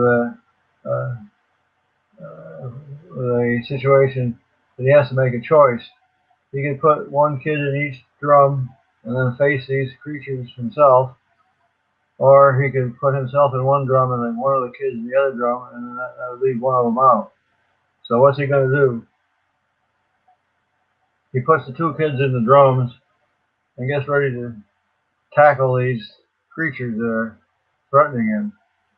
And all of a sudden, the walls of this room sort of slide back or evaporate or something like that.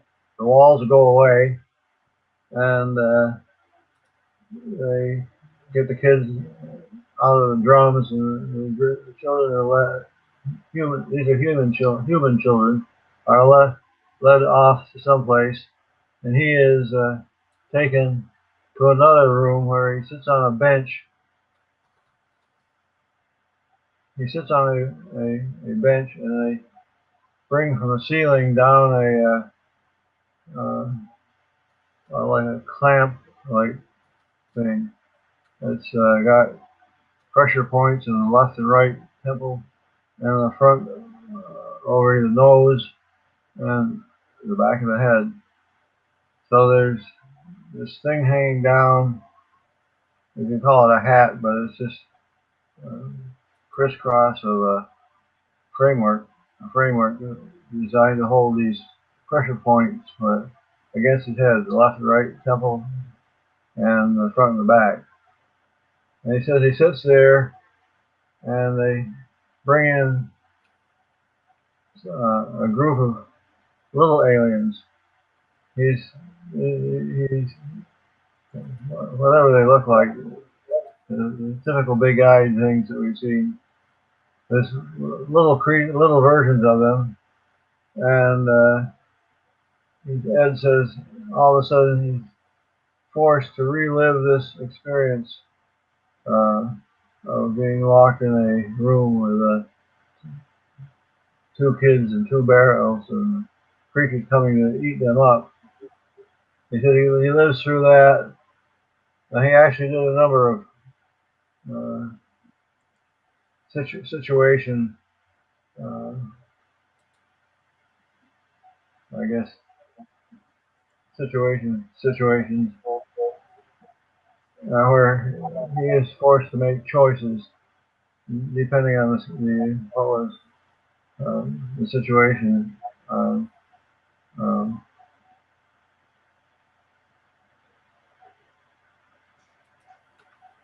Well, the point is, he was made to go through a situation where he had to make a decision as to what to do, and then after he did that, he would be put on seated on this table. A special hat came down, was pressed against his head, and then these little creatures were brought in. Similar hats were put on their heads, where they had this metal bar went over the head and connected on the left and right side of the head, and then another metal bar bent to connect on the front and back of the head. And then he said he would be made to relive the experience. So it was as if the creatures were trying to find out what we would do under certain circumstances. And it may be that they can't handle our language for some reason or other. They don't, but they can do a play or set up some situation and learn what a human being would do under certain circumstances. Ed had several of those, like I said, where he would write about it at night, and then some other night he'd be somehow taken to a place where they would do a test on it. That's very unique to Ed. So far, I don't know of any other abductee story that involves the abductee being a teacher of sorts. But this is the only way we're going to be able to find out much about them. We start off with Betty and Barney Hill, remember, where they're inside the craft, and Betty asks where this guy comes from, and this creature, which is a humanoid taller than she is, and they're looking at what looks like a 3-dimensional picture with little spheres or dots in various places, and she asked him where does he come from, and he asked with respect to this so-called what they call the map, you know where you are, and she says no, and it won't do me any good to show you where I am if you don't know where you are. Some statement like that.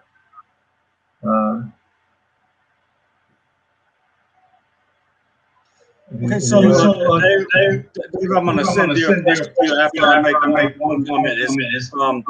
David Jacobs has written several books on UFO abduction, and in a common theme, a common narrative about the people who were being abducted is they wound up being teachers to hybrids. So the David Jacobs books all have a lot of teachers in them. Dave? I keep thinking about the idea of, and I'm not a scientist, I'm a journalist by trade, but at any point, Dr. Maccabee, I know you just mentioned experiencers. Do you see a point when experiencers are going to get their fair share of the argument in this entire UFO phenomena? Or is that still a ways down the road? Because right now, the government really needs to buckle down on what they can and cannot release to the public? Well, it's sort of two things. They can and cannot release to the public stuff that the public well, they would consider to be a security risk. But what was the first part of what you said? Do you see the experiencers part being part of the argument towards disclosure? I doubt that they are basing their decision on what they're going to disclose on the testimony of experiencers, unless there are government experiencers, people who have a high level of credibility.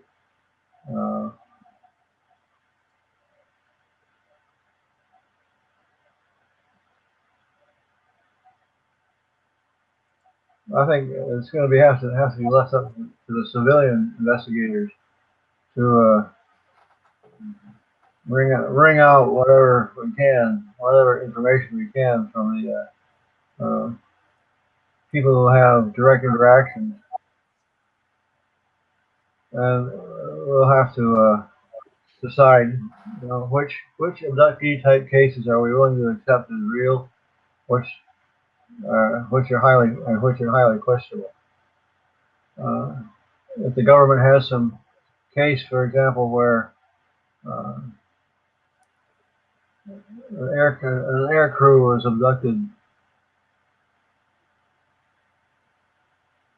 or somebody driving a tank, or some situation where they're involved in their work, they are government people, presumably military, and involved in some type of a situation during an abduction, like in that New Zealand case where the radar target got so close to the airplane radar target that you couldn't distinguish the two. The airplane target had doubled in size.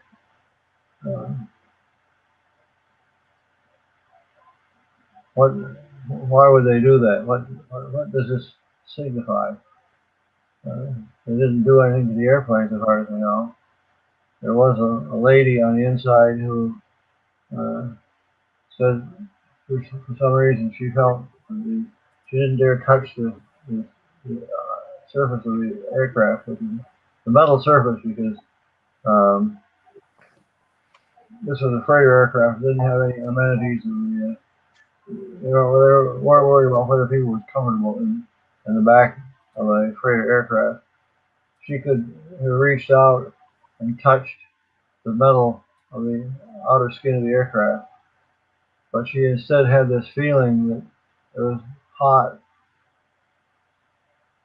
She could put her hand through it or something. She didn't dare do it. This is when the object, whatever it was so close to the airplane. You don't know what it did to the airplane, if it did anything. But she reacted to it negatively.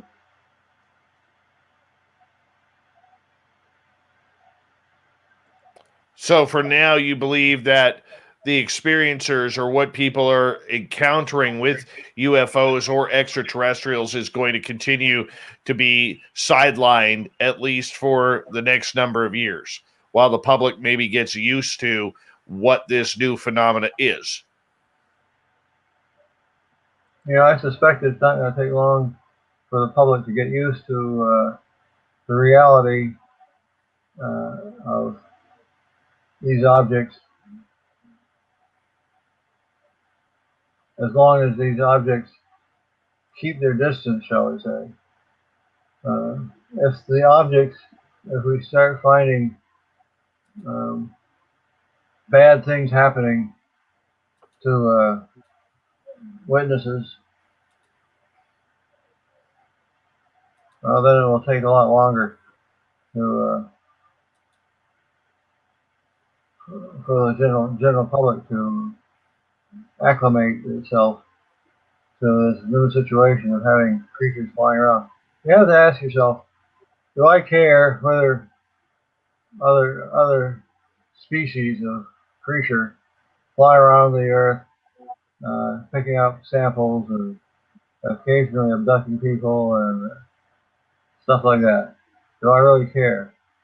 if I'm getting abducted every night, or something bad is happening every week or every month associated with a visitation of a creature, I certainly am not going to be happy. We might end up thanking all the people in previous years who have intentionally covered up this stuff. They may have said we assume that to uncover it would be detrimental to civilization, so we better not uncover it. It's like the Roswell situation. That's absolute proof of something strange going on. If you withhold Roswell and there's no other uh,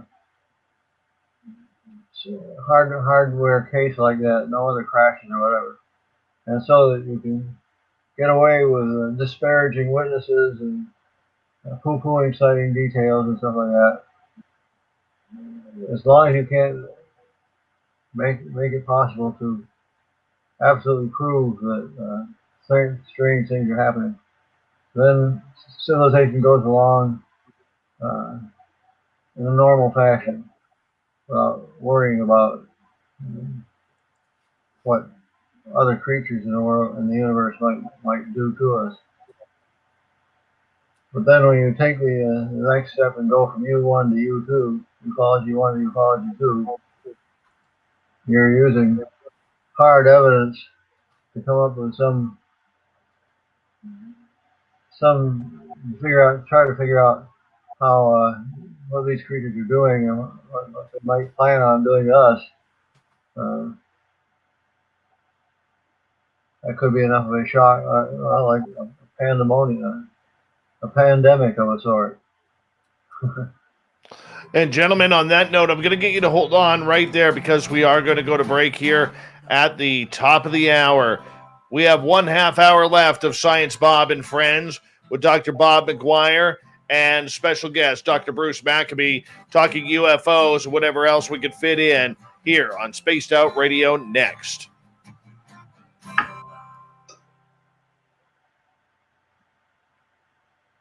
All right, gentlemen, we got 6 minutes. 6 minutes. I'll be right back here.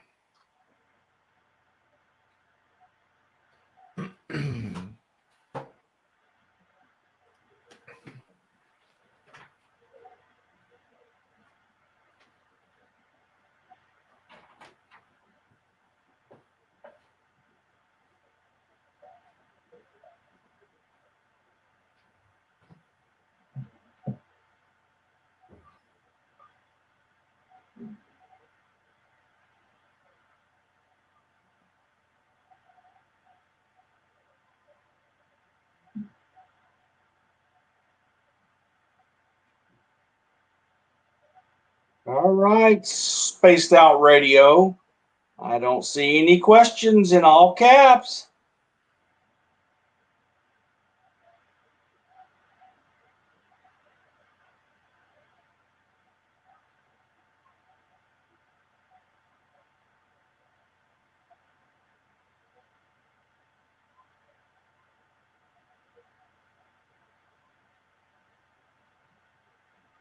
Irish Lincoln, I know you have questions.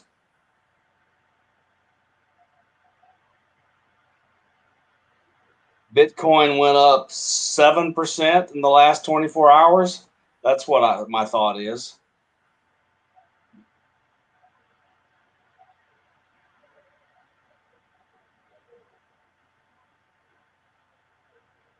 Big pickle? I don't know.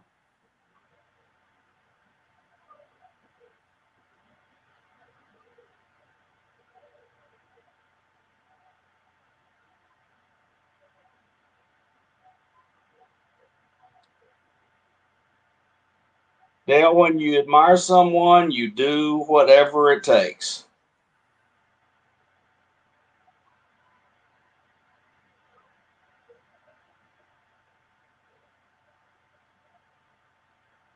have a slightly different opinion, Jeff. I think, like Dr. Maccabee, I think it's just possible that they are just indifferent to us. But lots of the actions of the Navy lately have been like they were poking them. They were trying to stir them up to see if they could get a reaction. And in order, this is a common practice by the militaries of the world to stir up a potential adversary to see how they will react, to learn about the systems they use to react. And it appears to me the Navy has been doing that with its naval vessels. For example, the USS Kidd and all the other 9 destroyers that went off the California coast and had all these things that George Knapp and Jeremy have been putting up and are all over mainstream media. The craft they videoed and had radar of and infrared videos of, they were very close to the ships. And it's very unusual outside of the territorial waters of the United States to allow an unknown that close to the ship without taking action. That says to me that the Navy had rules of engagement that would not allow them to do it. And for what reason? I think it was to try to see if they could stir them up. We're trying to learn how they work.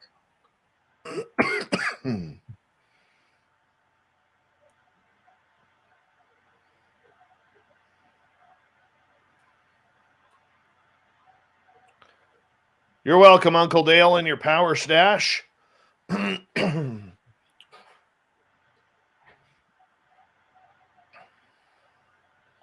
Well, Bruce has decades of experience. I mean, we're here to listen to him. Everyone should go back and look at these books he's written. They're full of useful information, and they're not anachronistic. The information still applies today. Especially the stuff on 1952. It's how we got here. Harry Truman and the National Security State were set up during the time of the 52 UFO flap. And by 1954, we had a new president, but Harry Truman had already brought about the CIA and the National Security Agency, etc. And the UFOs are just totally convolved with all of that. The conflation is obvious. Would you guys like to take some questions from the audience here in the final half hour? I think that'd be a great idea. Dr. Maccabee, you okay with that? Perfect. Let's do it.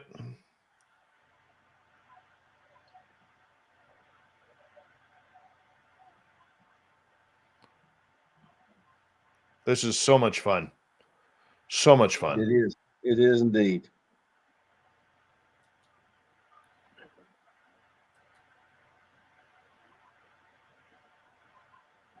Questions coming? When we come back from break here, boss. He's still playing advertisements.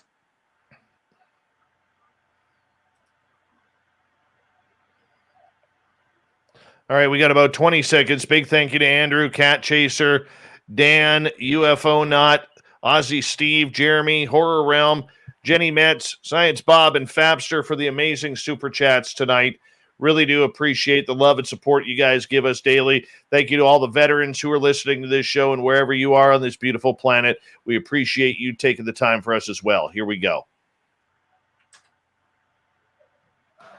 Would you like to connect with us? Head to spacedoutradio.com for all your latest show info. Now, back to Dave Scott and SOR. Here we go with the third and final hour of Spaced Out Radio tonight. My name is Dave Scott. Thank you so much for taking the time to join us. Really do appreciate earning your listening ears wherever you are on this beautiful planet we call Earth.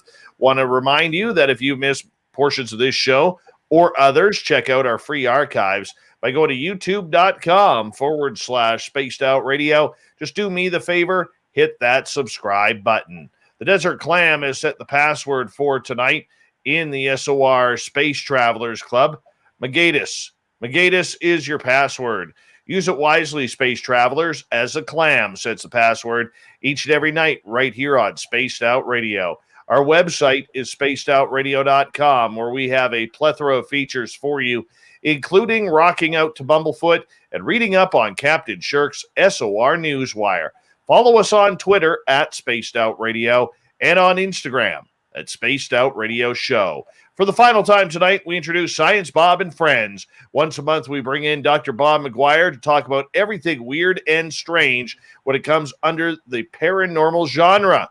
And we're sticking with UFOs because of the June 25th date, where a report is going to come out on what the United States knows about UFOs, UAP, potentially aliens. Our special guest tonight, Dr. Bruce Maccabee, who's literally a legend in the UFO field. And gentlemen, we welcome both of you back, and we're going to take some audience questions here. And we're going to start off with Big Pickle, who is asking, do you think we will ever know the truth? Dr. Maccabee, what do you think? Well, we'll know something. Whether or not it'll be the truth is not hard to know. Do we know now the truth? Or it may be that we have to generate our own truth. I suspect that this document that comes out on the 25th is going to be another step towards the truth. I don't think they're going to step away from it, but I don't think they will step very far forward either. To get to the point where you say there's at least one sighting that cannot be explained, and therefore there could be a bunch that couldn't be explained, and if we get to that situation, then we can say, well, they're here, whatever they are, whoever they are. And then we go on to phase 2 and try to figure out what they're doing. So do I think we'll ever know the truth? I think we'll know little bits of it. I don't know if we're going to know the whole truth, and nothing but the truth, as they say. All right, let's move on to Cat Chaser's question. Why are there so many different looking UFOs? What's your thoughts on that, Dr. Maccabee? Well, there are different looking people, different looking aliens, different looking cars. I don't know whether the look difference corresponds to different types of aliens, different species of aliens looking different. I don't know if there are any species, SPECIS. That's an analog of races. You can have a whole bunch of races under one species, and then there may be many species in the universe. We hope that they don't. We hope that they get along, just like we're supposed to get along. Our races are supposed to get along as one human species. But will we learn the truth about that? Who knows? I think we're going to learn.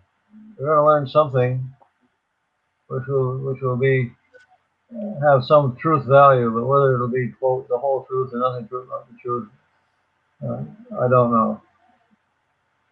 All right, let's move on. Science Bob, this one's for you. Troy is asking: In-N-Out Burger or Five Guys? Five Guys all the way. It's because you love your peanuts.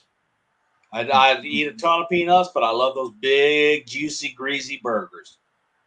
How about for you, Dr. Maccabee? Five Guys or In-N-Out Burger? I think I'll have an In-N-Out Burger. Up here, I will take Bob, when you finally come up here, I'm going to take you to a place called GBR, which is called the Great Burger Revolution. You'll be amazed. Looking forward to it. It spoiled me for hamburgers. All right, Jeff is asking, do you believe that the phenomena is deliberately provoking disclosure? Well, that's a good question. I've long felt that the real drivers in this situation. It's not us, it's them. They could have exposed themselves in such a way that they couldn't be denied. They could have at any time, presumably, in the last 70 years, and they haven't done it. That is, they've done what back in the mid-70s was called a limited hangout. When they were talking about President Nixon and what did he know and when did he know it and all that stuff. And they were talking about the information that was available, and they wouldn't allow everything to come out. They have a so-called limited hangout, and that's what we're probably going to get. We're probably going to get here something like a limited hangout, and we're going to have to run with that ourselves. But at least the government won't be cracking down on you just calling us all ridiculous and stupid and other nasty names. Because if the government is willing to say the stuff that they can't explain, then they've opened the barn door and let the horse out again. All right. Let's move on here. Sean is asking, do you think we're already controlled by aliens?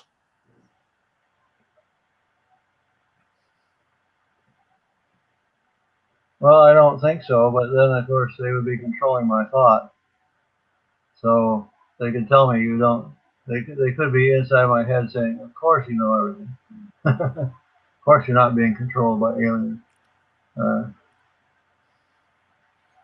Okay, let's move on then. 416 Bitcoin is asking, do you think artificial intelligence will control the future of humanity?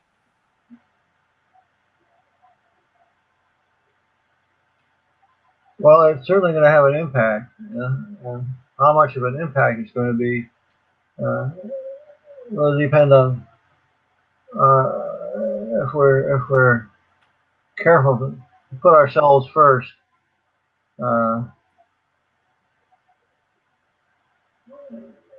Non-human intelligence could be a threat if we let it. If somebody on Earth decides to build up an army of artificial intelligence robots or something like that, or use artificial intelligence in the internet and spread lies over the whole world or something. Very much makes sense. NHI could be dangerous. We're going to have to watch that out. Fortunately, you find people writing about that already. The potential danger of letting artificial intelligence sort of run our lives.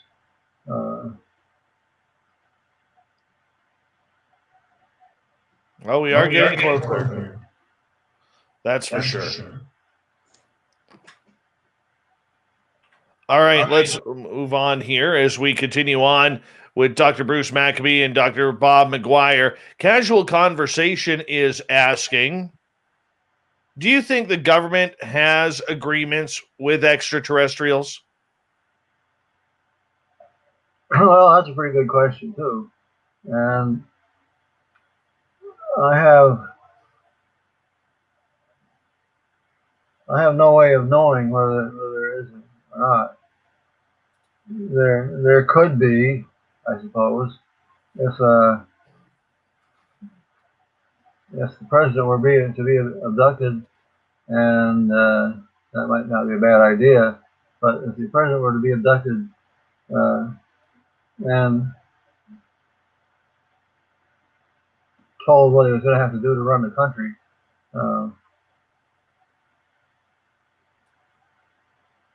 that might constitute an agreement. If the president says we'll do whatever you say, that would be agreement, not necessarily in our favor. I have no no way of knowing whether the government has agreements or not. I would say probably not, but I can't prove that they don't. Okay, moving on here as we continue on with the questions from our audience. I'm going to rephrase this a little bit. This one's from Nicola. The original question is, do you think NASA is covering up an ancient civilization on Mars? But I want to rephrase this for a little bit because finally we have NASA saying they're going to start looking for UFOs. Do you think NASA has been covering up previous UFO sightings from space missions? Well, again, I don't have any direct information on that, but if they were to run into clear evidence of civilizations, I wouldn't be surprised if they would have to cover that up. To discover extraterrestrials,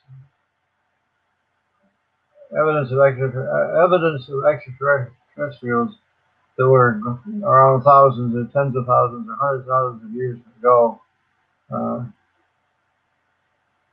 would certainly point towards the possible reality of extraterrestrials flying around at the present time. In other words, they've been here, they're here now, and there's no reason to think they couldn't have been here 1,000 years from now, or 10,000, or 100,000, or a million years from now. Because we don't know what the limits of their technology is. If this is a problem of technology, devising a spaceship that can, building spaceships 100,000 years ago and just continuing the construction, if they figured out how to build spaceships and then just keep building them, there might be evidence of those constructions,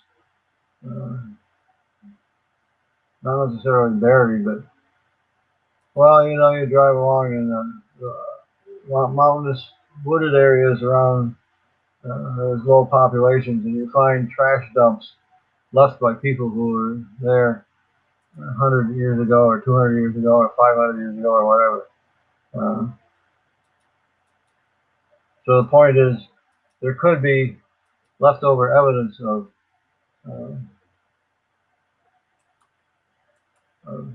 aliens. So look for their trash dumps. All right. Tony in the United Kingdom is asking, I'd like to hear your thoughts on what you all think the phenomena of angels are then.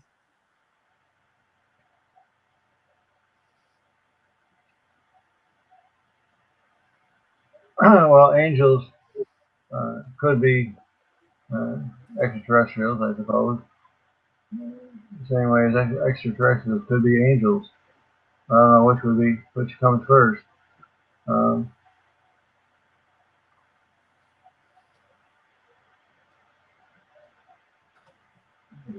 If you imagine that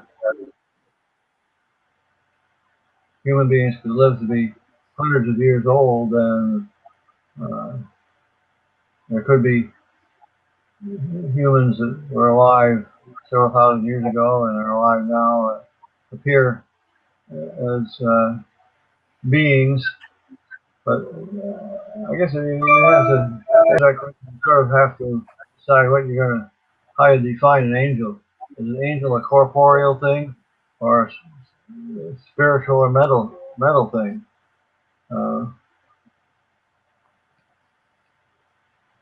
I've seen some pretty weird phenomena myself, but I wouldn't characterize it as angels. So Right. in the presence of Chris, I'm sorry, in the presence of Chris, in the presence of Chris Bledsoe, we've taken pictures of orbs that have all sorts of things inside them. And so, as Dr. Maccabee was saying, I think these could be non-corporeal entities of all sorts. including things that would be interpreted by the religious hundreds of years ago as angels. Right. I don't see any inconsistency with that. Next question. All right, let's move on. Big Pickle is asking, do you think we are dealing with just one other species or life form, or are there many?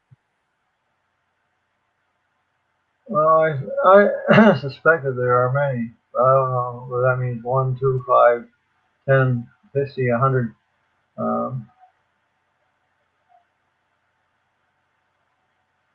There may be a clue to that in the shapes and capabilities of the various UFOs or spaceships, or whatever you want to call them, flying saucers. The various shapes might be a result of various species building them. Different people, like we certainly know that, consider boats floating on the water. Every civilization that has put boats out has a number of different designs for the boat, depending on what you want to do. And it's not just a question of difference in size; it's a difference in shape and various technical details.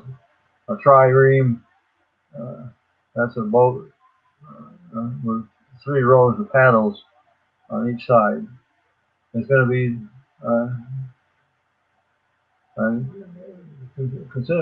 considerably different from a canoe.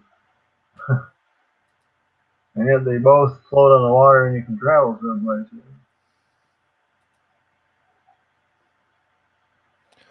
All right, let's go to a new question here. Irish Lincoln is asking, are they aliens? Are the aliens from other worlds, or are they time travelers? Well, that goes to the heart of the matter, I suppose. I don't know. I couldn't make a difference between the two. My own preference, and by the way, I had pointed out a long time ago, I concentrated my effort in ufology on finding cases that can't be explained. You have to get through U1, ufology 1, before you can get on to ufology 2. So I spent my time trying to find cases that couldn't be explained, and therefore complete the requirement for U1.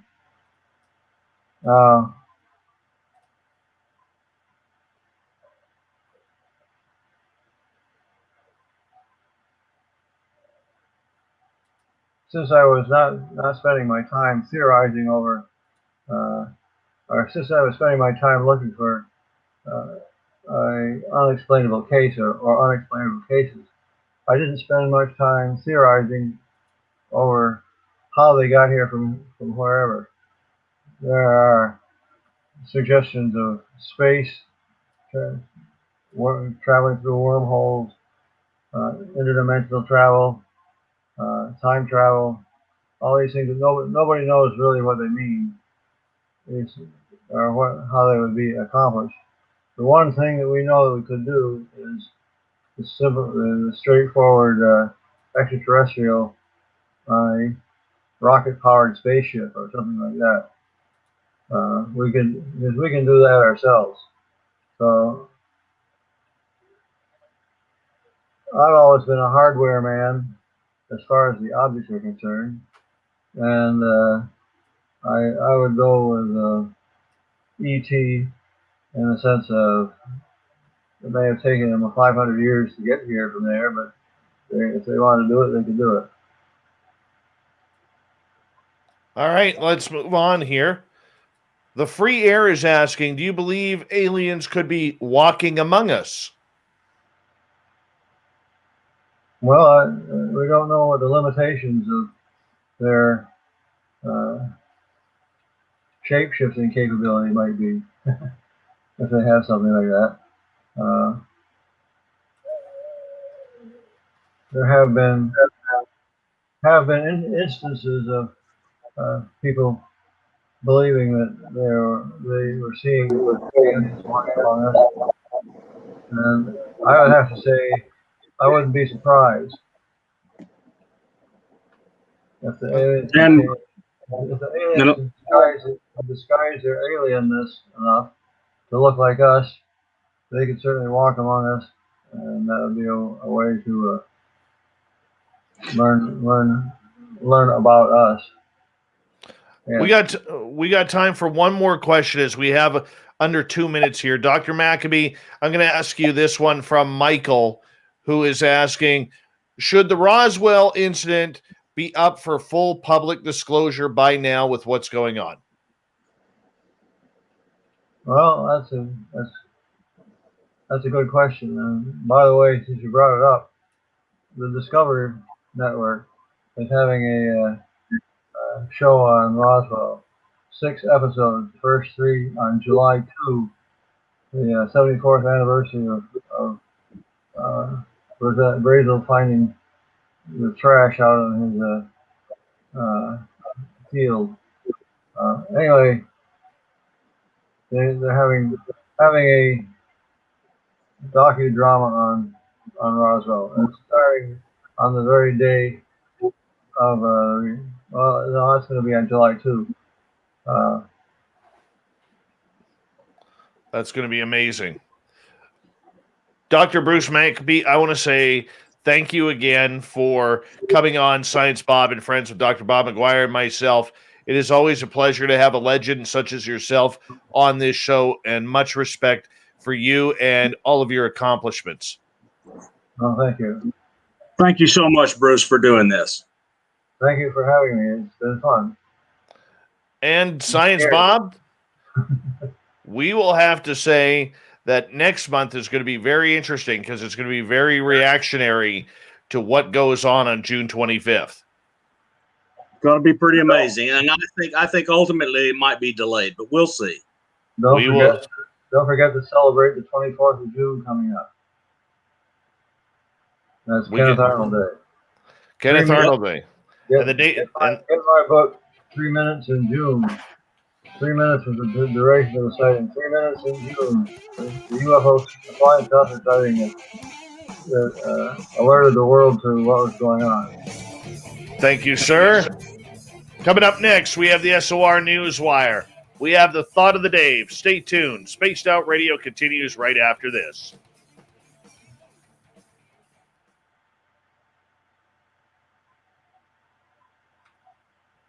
Perfect show, guys. That was fun. Perfect show. That was fantastic. No, I think it's well, thank you so much, Dr. Maccabee, for doing this. I really do appreciate this. Thank you. Thank you for inviting me. And come back in 6 months and find out if we're still around. There you go. Absolutely. Gentlemen, I will say goodnight to you. I got to go get prepared for the news.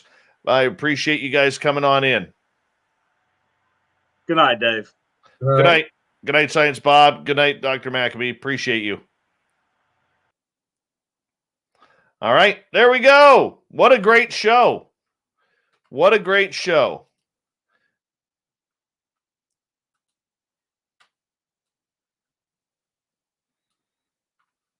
Fantastic. Let me load up the news here. Oh, my goodness. Oh.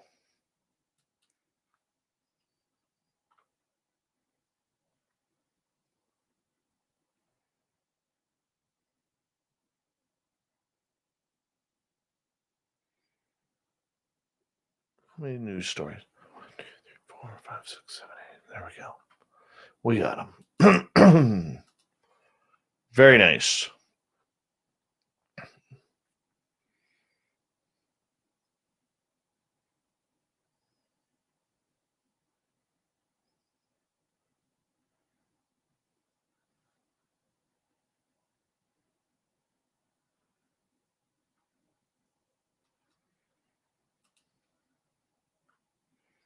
That was a great show. That was a true pickle, Rick. Yes, oob to Joe's Maine.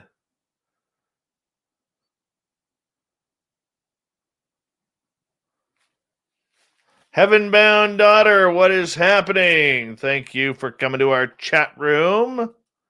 Appreciate you. Alicia is off to get her beauty sleep because the new CEO is in the office and Mama's got to look pretty and stuff for the CEO. Jeff, very cool to have a living legend like that. Yes, I agree with you. I totally agree with you. I apologize for those questions we couldn't get in. Hey, Duke, how you doing, buddy? It's a great show last night, man. Thank you for joining us.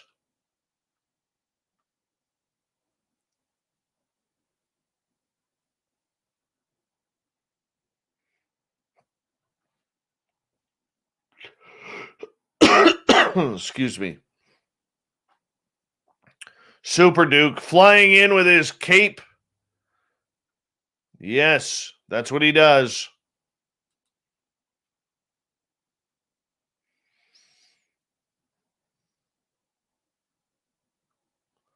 Thank you, Nicola. Appreciate that. Michael Haywood, I was too intimidated by all of that knowledge.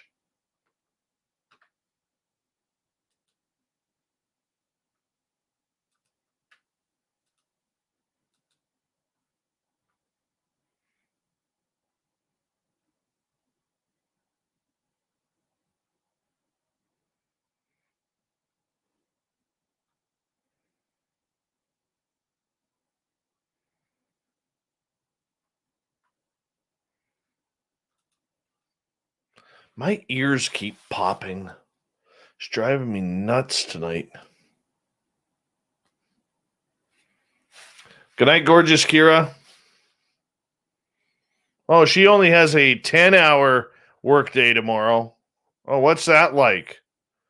Lightweight.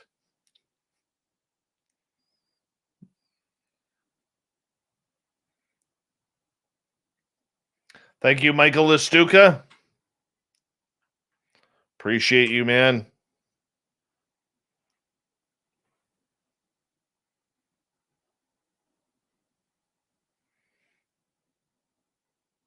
I think that what I need to do is I need to clean my studio. I haven't vacuumed in a couple weeks. And it's time. I think some dog hair got in here or something. No, I'm not changing altitude just yet. The residences. What do you mean by that, Jenny?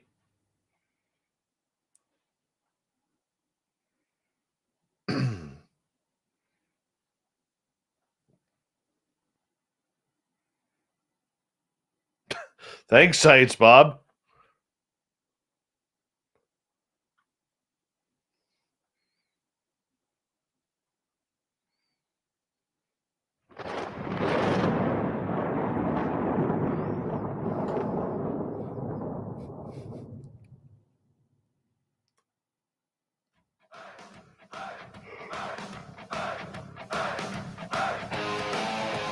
We rounded third. We're heading for home tonight on Spaced Out Radio.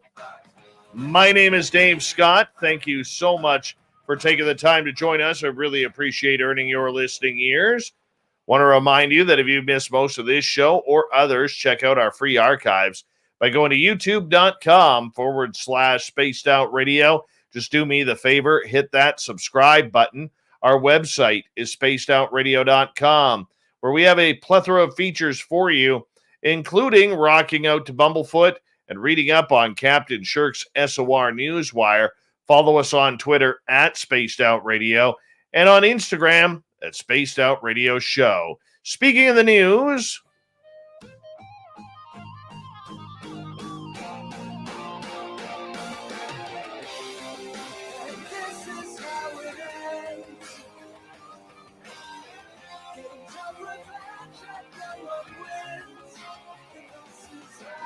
the news is always changing, which is why we bring you the SOR Newswire at the back end of every show, where we get to the weird, the strange, the wacky, and sometimes the unbelievable. I tell you, this is another reason not to go in the ocean.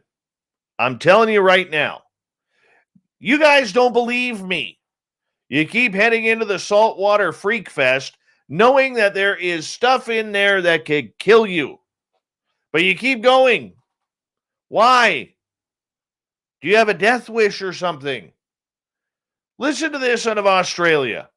A teenager is in critical condition after a whale leaped from the water and landed on the fishing boat he was in. 18-year-old Nick Myhill received severe head and neck injuries when the breaching whale fell on top of the boat south of New South Wales. Yeah, Marine Rescue received a mayday call following the incident off the coast of Narooma, about 200 miles south of Sydney. Now, according to this report, the 39-year-old male skipper advised that his 18-year-old male passenger had sustained a serious head injury. The older man, Myhill's stepfather, told rescuers that he was trying to navigate back to the boat ramp despite the vessel taking on water. Paramedics met the vessel and treated both the men before transferring them to hospital, according to the statement. Myhill was later airlifted to the capital, Canberra, where he remains in critical but stable condition. His stepfather, named only as Matt, was treated in a local hospital for facial lacerations and concussion. The pair, who live in Narooma, were on an early morning fishing trip doing what they love, according to a fundraising page set up by Carmen Bartley, a family friend. In the statement, the family said they had no warning, no time to react. Both Nick and Matt were injured. Matt was able to quickly get them back to shore using the VHF to make a mayday call on the way, to organize an ambulance, and to meet them on arrival at the boat ramp. Matt's actions no doubt saved Nick's life. Myhill remains in a coma with severe head and neck injuries, the family said. The extent of the injuries and long-term implications is not known yet. Matt and Nick are seasoned fishermen, and this was an accident that could have happened to anyone, the statement reads. The family thanked the medical professionals involved in the pair's care and added, Nick is a strong young man and he is fighting hard. Now, authorities are urging skippers to keep their distance from whales during the migration season. Marine Area Command Superintendent Joe McNulty said the incident demonstrates the dangers these mammals have and can pose to those on the water. In recent days, the number of whales migrating north has dramatically increased, and maritime authorities have received reports they're traveling closer to the coast than in previous years. Given the close proximity to the shoreline, there is a potential for some spectacular whale watching, but we encourage anyone to get a closer look to maintain a safe social distance as outlined by biodiversity conservation regulations in 2017. Yes, I mean, this thing is huge. They believe it was a humpback whale, by the way, and it can grow to 55 feet, weigh as much as 79,000 pounds. All right. This poor kid. I mean, looking at the photos of this boat is destroyed. I mean, this must have been a full belly suplex. I think what happened here is we had Brett the Hitman Hart somewhere underwater, picks up this whale, puts it into a suplex right on the boat. Right on the boat. That's what I think happened here. That's what I think happened. Had to have. Another reason, people, don't go in the ocean. The whales are migrating. They're happy. They're horny. They just want to go for a swim. And these damn human boats are around. They did it on purpose. I'm telling you, they did it on purpose. Love whales. They are gorgeous. I've never seen a whale in the wild. I lived on Vancouver Island for 2 years. Never saw a damn whale. Still upset about that. But there's no reason to go into the ocean. Sharks, whales now breaching and taking out boats. This is a dangerous time. Dangerous time. Stay out of the ocean. In a major scientific leap, University of Queensland researchers have created a quantum microscope that can reveal biological structures that would otherwise be impossible to see. This paves the way for applications in biotechnology and could extend far beyond this into areas ranging from navigation to medical imaging. The microscope is powered by the science of quantum entanglement an effect Einstein described as spooky interactions at a distance. Professor Warwick Bowen from UQ's Quantum Optics Lab and the ARC Center of Excellence for Engineering Quantum Systems, they got to come up with some different acronyms for this stuff. EQUUS, said it was the first entanglement-based sensor with performance beyond the best possible existing technology. What that means to us in layman's terms, we have absolutely no clue. This breakthrough will spark all sorts of new technologies, from better navigation systems to better MRI machines, you name it. Entanglement is thought to lie at the heart of a quantum revolution. We're finally demonstrating that sensors that can supersede existing non-quantum technology. This is exciting. It's the first proof of the paradigm-changing potential of entanglement for sensing. Will it work on UFOs? What about ghosts? Because if you listen to a lot of spiritual people, there's a lot of quantum hanging on in this community. There really is. And something's got to be done about that quantum stuff. Just my opinion. Going back to whales here for a second. This one's pretty cool. A gray whale has swum the longest distance ever recorded in marine vertebrate. More than 16,700 miles, over halfway around the world, and didn't even do it for charity. The male cetacean, spotted off Namibia in 2013, is the first gray whale ever recorded in the southern hemisphere. But it took several years of genetic research to confirm what the whale was and where it came from. It actually originated in the North Pacific, according to a study. There are two known populations, and my story froze because National Geographic's website does that. So yeah, congrats to the whale. We'll just leave it there. You know, I like fishing. I have done sturgeon fishing. Almost sunk a boat. Sturgeon, very dangerous in fresh water, by the way. They will sink a boat. They will. All right. The largest Nechako white sturgeon on record was caught and released on the Nechako River near Vanderhoof, BC. That's about 5 hours north of me, earlier this month. It weighed in at 336 pounds, measured 9.6 feet in length. Oh, that's a baby. The huge fish was caught by the staff of the Nechako White Sturgeon Conservation Center. It was really an amazing experience, Jordan Cranmer said, a junior researcher and outreach technician at the center. As she got closer and closer to the boat, we realized that we were in for a record. The sturgeon is estimated to be nearly 100 years old, is almost blind, and remarkably fertile, said Cranmer. She was first caught in 2011, and this capture was actually only 10 kilometers away from her original capture, Cranmer said. Since this capture, he says the fish has grown 52 pounds heavier and 7 inches or 18 centimeters longer. The last recorded or record-breaking sturgeon pulled in by the center was in 2007, when a female hit 145 kilograms or 320.9 pounds on the scale. Cranmer says the sturgeon have long spawning lives, so they could spawn, take a break for every few years, and then spawn again. When she was caught in 2011, she wasn't quite ready. She wasn't quite fertile, but it was really a great discovery to find out that she really was spawning this year, Cranmer said. Once caught, the fish was taken by staff to the research center to spawn before releasing her back into the river.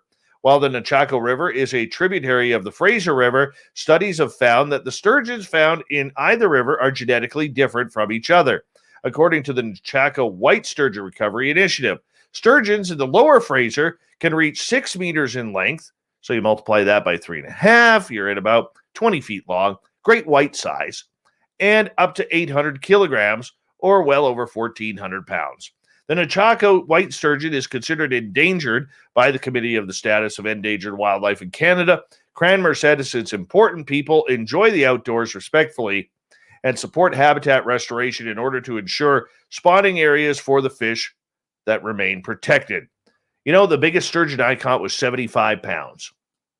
And there's a rule on the Fraser River that when you lose your virginity of catching a sturgeon, Before that fish goes back in the river, because you can't keep them, it's all catch and release. You have to give it a kiss, though. Yep, no tongue, but you got to give it a kiss. I gave that fish a kiss right on its nose. One day I'll find the photo, but it was awesome. It was awesome. Fantastic experience. Fraser River, by the way, those fish get big. I watched a guy one time, a team of boaters on one boat. There's a team of 4. I watched them for 2 hours battle a sturgeon that they believe was like 14 feet long and well over 600 pounds, 700 pounds. Yeah. Then it broke the line. 2 hours, and then it broke the line. Now, this is one fertile lady. A South African woman has reportedly given birth to 10 babies in what would be a new world record. Goziyami Thamara Sitol's husband said that they were astonished by decuplets after scans only showed 8 in the womb. It's 7 boys and 3 girls. I am happy. I am emotional. I can't talk much. It's because he knows his life is over. One South African official confirmed the births. However, another said they were yet to see the babies. A family member who did not want to be identified said that the mother had 10 little children, 5 by natural birth, 5 via cesarean section. Guinness World Records says it's investigating this case to see if it is a record. A woman who had 8 babies in the United States in 2009 currently holds the Guinness record for the most children delivered at a single birth to survive. Last month, 25-year-old Halima Cisse of Mali gave birth to 9 babies, but no, this record has been shattered by 1 more, apparently. Most pregnancies involving large numbers of babies end prematurely, says Africa's health reporter Rhoda Odiambo. Multiple births involving more than 3 babies are rare and often result of fertility treatments, but in this case, the couple said they conceived naturally. The mother, who's 37 years old, previously gave birth to twins who are now 6 years old. She is said to be in good health after delivering 29 weeks into her pregnancy in Pretoria. Speaking to the Praetorian News a month ago, Ms. Sitol said her pregnancy was tough at the beginning and she had prayed for a healthy birth, with many sleepless nights worrying about what was to come. How would they fit in the womb? Would they survive? She asked herself. But rest assured, by doctors, the womb was expanding. And man, did it expand. Oh, there's a picture of her twins online. How beautiful. What beautiful children she has. When it was thought that she was carrying 8 fetuses, the mother was suffering leg pains, and doctors found that 2 of the 8 were in the wrong tube. That was sorted out, and she's been okay ever since. So far, they are thanking God for choosing them as the parents. It's a miracle they appreciate. It's a lot of diapers. A lot of diapers. An elderly California nun will plead guilty to stealing from the Catholic school where she worked for decades in order to support her gambling habit. 79-year-old Mary Margaret Kreiper allegedly stole more than $835,000. You heard that right. $835,000 while working as the principal of the school in suburban Los Angeles. She now faces 40 years in jail. Thoughts and prayers are not going to get her out of this one. A plea agreement said that she will admit to diverting funds to pay off large gambling debts. Sister Kreiper, who had taken a vow of poverty, ran the St. James Catholic School in Torrance, California for 28 years. Officials say she began stealing in the 10 years leading up to her retirement in 2018. The community of faith at St. James was shocked and saddened by the actions, and the parish, school, and archdiocese reported the matter and fully cooperated with authorities in the criminal investigation. Now, the nun's lawyer has said that she is very remorseful and that mental illness has clouded her judgment, of course. As the school's principal, Sister Kreiper controlled accounts at the credit union, including a savings account for the school and one established to pay the living expenses of the nuns employed by the school. She is due to plead guilty to 1 count of wire fraud and 1 count of money laundering later this week. Bad none. Bad none. And finally tonight, we'll end up on a really cute note, shall we? Let's do this. Colorado has its first litter of gray wolf pups. It's the first time this has happened since 1940. A state biologist and district wildlife manager both spotted the litter of at least 3 wolf pups over the weekend with their parents, 2 adult wolves known to live in the state. Most wolf litters have 4 to 6 pups, so there could be more hiding. The discovery comes after Colorado voters narrowly approved a ballot measure last year that requires the state to reintroduce the animal on public lands in the western part of the state by the end of 2023. Gray wolves lost their federal protected status as an endangered species earlier this year, but they remain protected at the state level, and hunting the animals in Colorado is illegal. Penalties for violations include fines, jail time, and a loss of hunting privileges.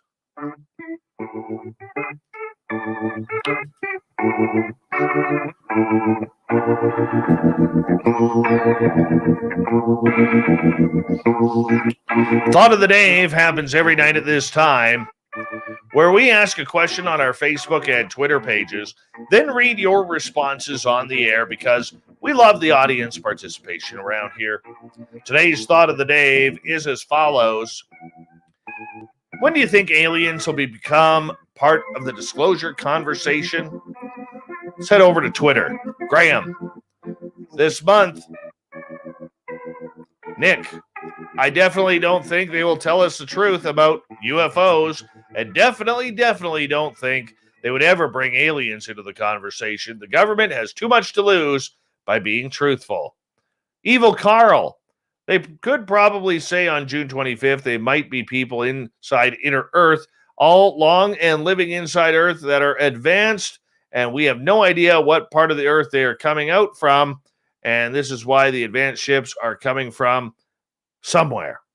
But are they humans? Hybrids? Who knows? Mark, unfortunately, never. Too many questions that will never be answered for the mechanical aspect, so I don't feel the biological discussions will ever take place. Haunted, not sure. Would be great to have this conversation, but many humans are unpredictable in how we would react to such information. Many believe or know aliens are here, but overall, as a race, we aren't stellar when it comes to dealing with individuals different from us. Jackie, I don't know, but consider this their invite. Ronnie, not this month. Paul, that shocking moment people realize that there's no such thing as science fiction. Tim, after the UAPTF report drops, it becomes harder and more part of the conversation, but not aliens. They push verbiage will be hard on reframing to non-human intelligence. Cherry Pepsi Mike, given the current landscape, not for a while, and I'm okay with that. Things happen when they happen. Amy, I really wanted to be on your show, gave you all the info while you had one of the most boring guests ever. LOL. I mean, it was so bad it was good. You would looking to me for escape. Okay. I think she wants to be a guest, didn't like one previous guest. This is why I should pre-read the comments. Amy, you can come on the show.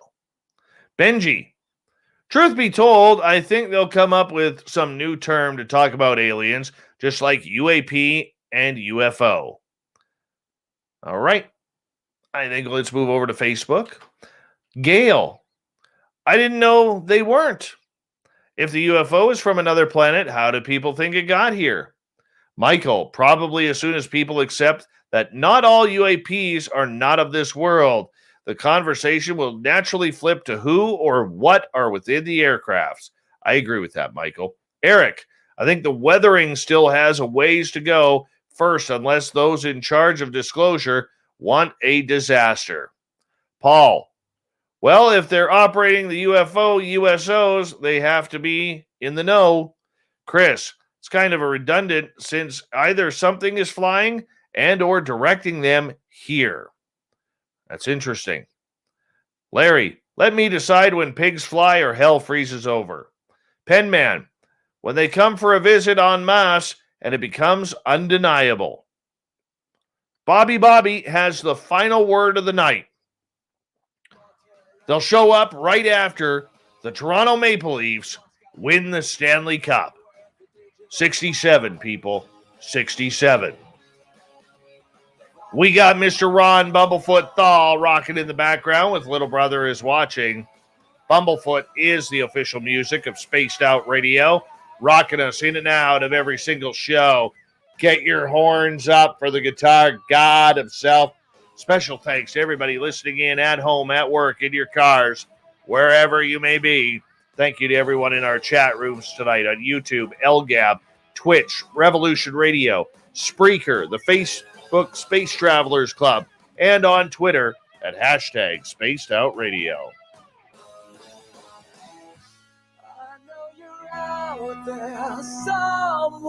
Remember, this show is copyright by Spaced Out Radio and SOR Media Ventures Limited. Thank you so much for choosing to share your evening with us, because together, my friends, say it with me, we own the night. Mr. Bumblefoot, we need a favor. We need you to take us home.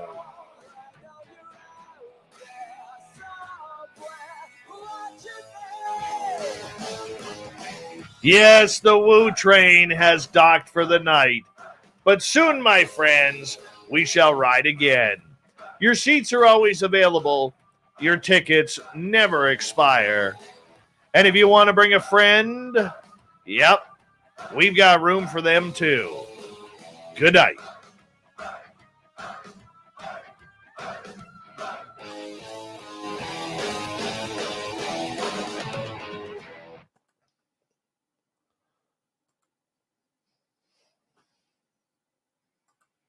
Come on. Thanks, I'm done. Close that off.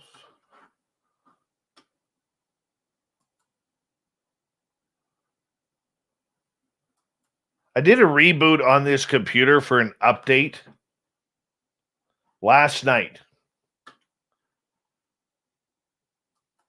And already it wants a reboot again for another update.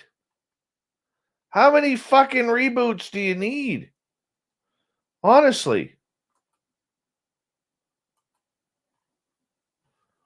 Hello, gorgeous Nicole Sackich, who's in Laughlin, Nevada. Hi, Sandra. Hi, Sandra. Hi, Sandra. It's an Acer. No, this one's an HP. I apologize. HP. I'll never own an Acer again. Oh. Bobby Chizzy, how are you, man? Good to have you here.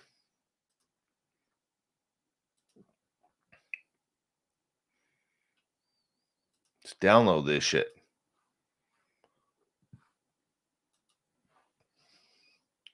Update and restart again. The computer always tests me, bro. Always tests me. Swear it hates me.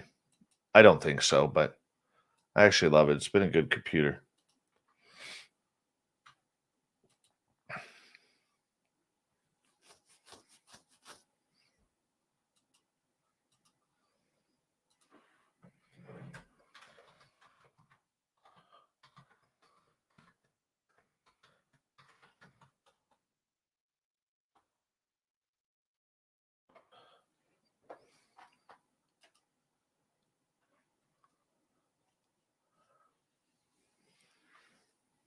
Hey, Steam Train Mark. How you doing, buddy?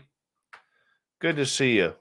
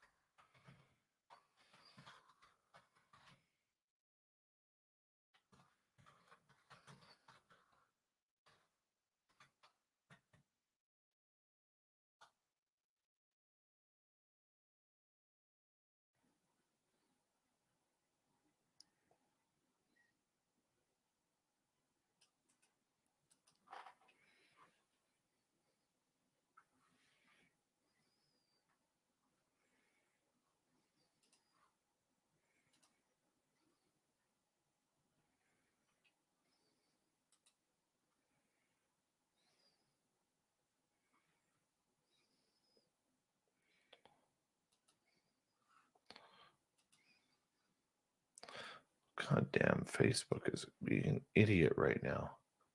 I hate it when they do these updates and it ends up having like all of these little nuances that all of a sudden don't work.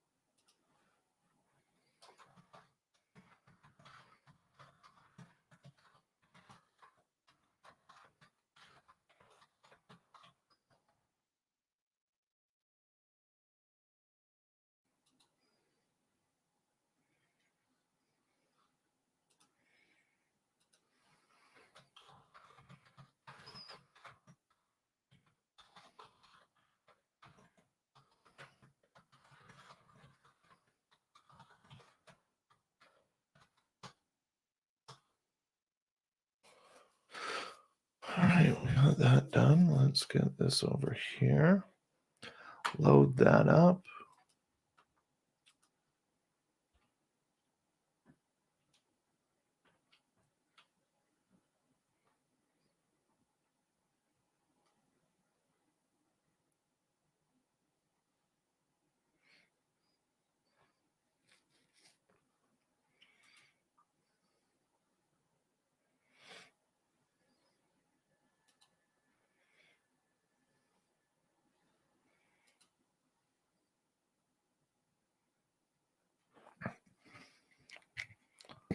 All right, let's get this going.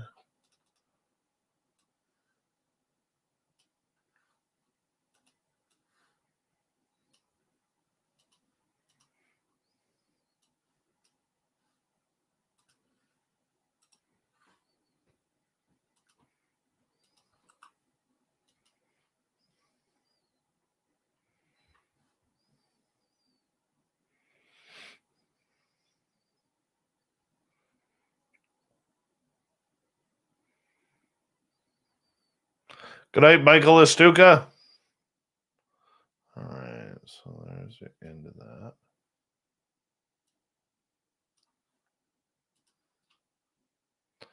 I believe.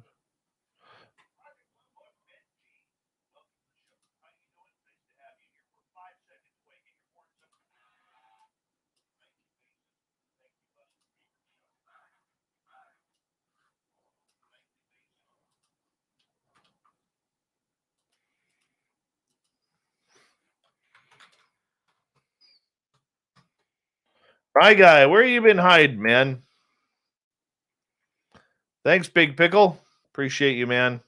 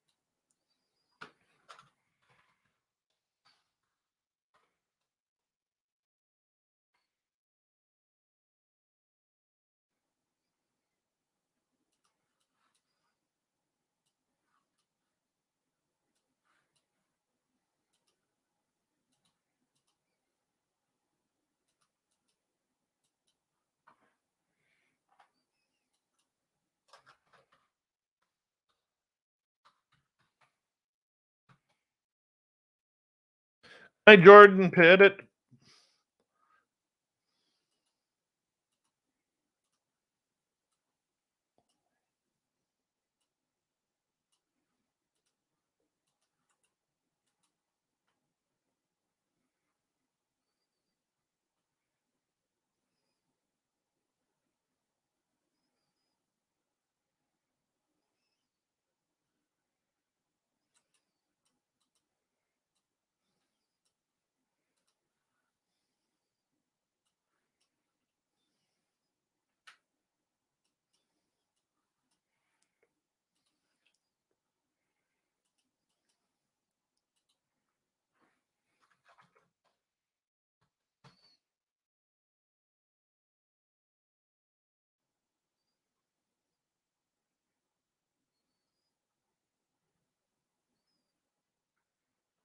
I know, Ryan. I appreciate your hard work, man.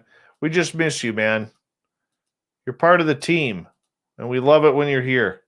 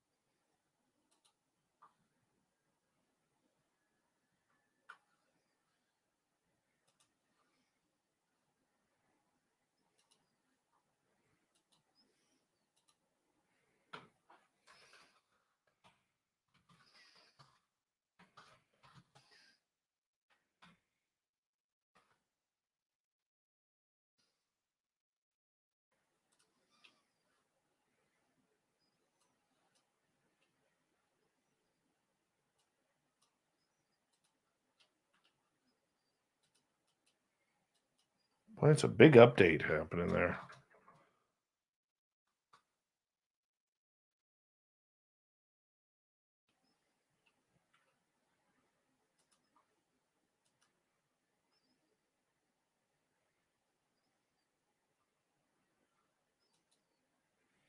Thanks, Aiden. Appreciate that.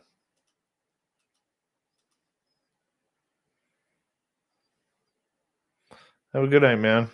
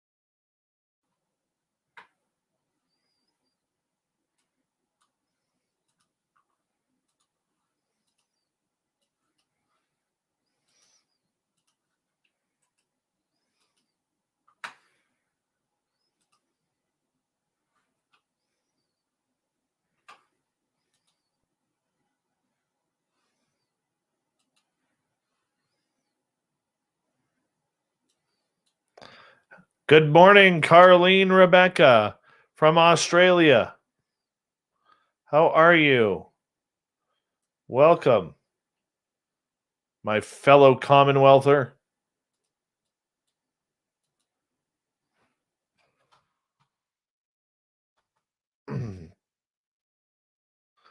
We're just kind of hanging out. We got about another 15, 16 minutes here. But you can hang out with us if you want. If you don't, then that's okay too. But just do us a favor and hit that subscribe button. If you haven't already. Hello, gorgeous Helena P. How are you?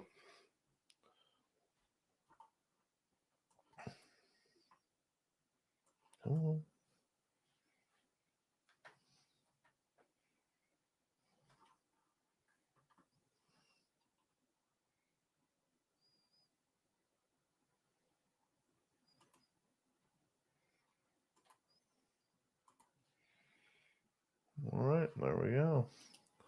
That's all edited. All right. Carlene just called me buddy. Look at this. There's proof right there. She's like, hey, buddy, my fellow Canuck. Even though I'm an Aussie. I've skied Whistler. I think half of Australia has skied Whistler. Just saying. You go to Whistler, it's like 4-1 Aussies to Canadians. It's actually kind of cool.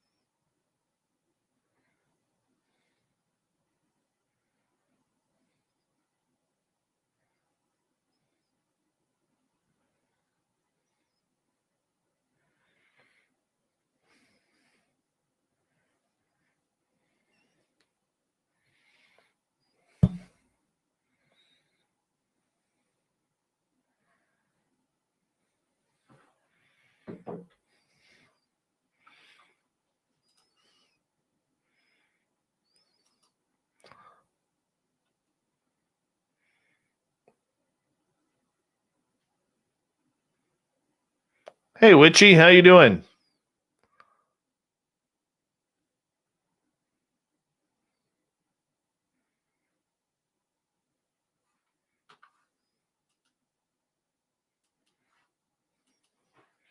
What is Australia's population? All right, you guys are sitting at 25.36 million people for that big island surrounded by sharks and whales that are knocking out boats.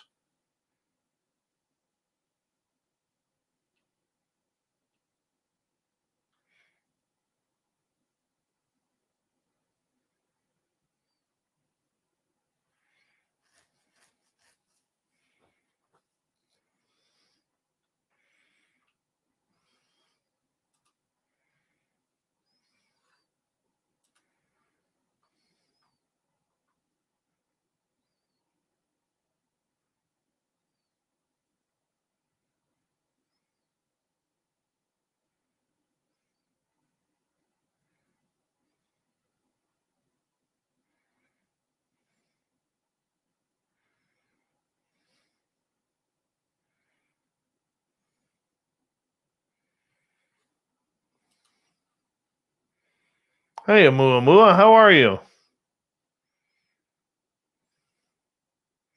Witchy, I am tired. I am having a tough time keeping my eyes open right now. So I look at my nose. And I'm not going to have time to, like, tomorrow's my day off from my daytime job. And I just got so much stuff to do. I can't even relax. I'll try and power nap tomorrow. That's for sure. I will try and power nap.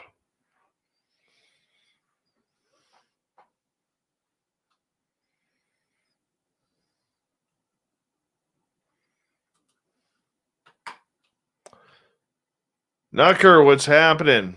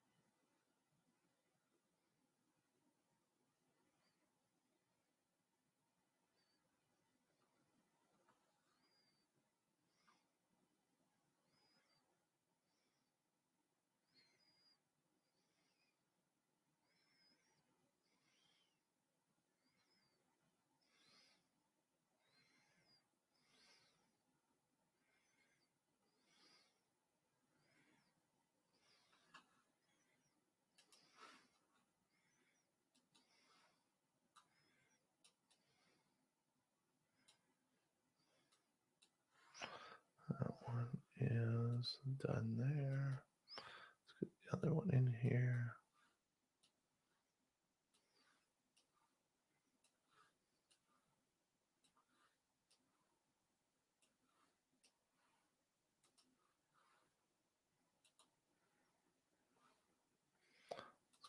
Here.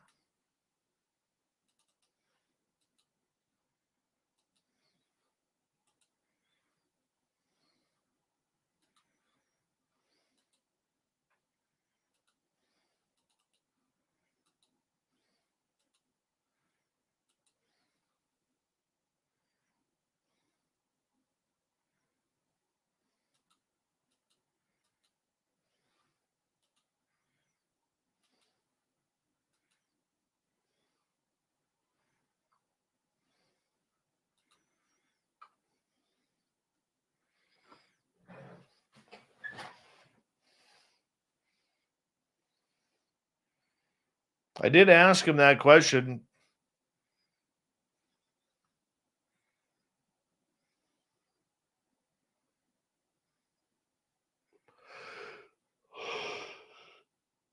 Damn right's right, guy.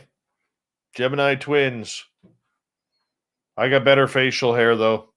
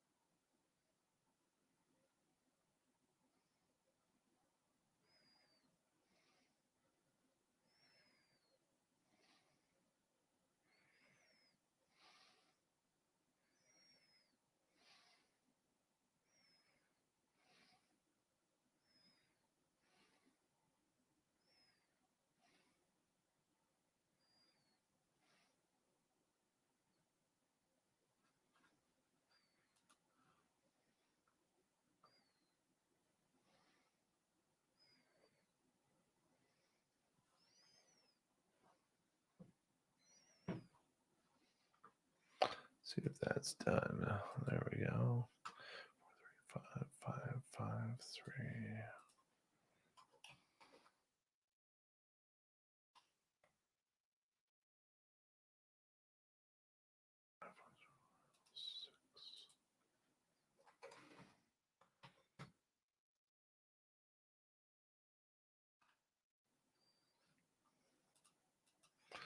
Get rid of that. Get rid of that. Get rid of that.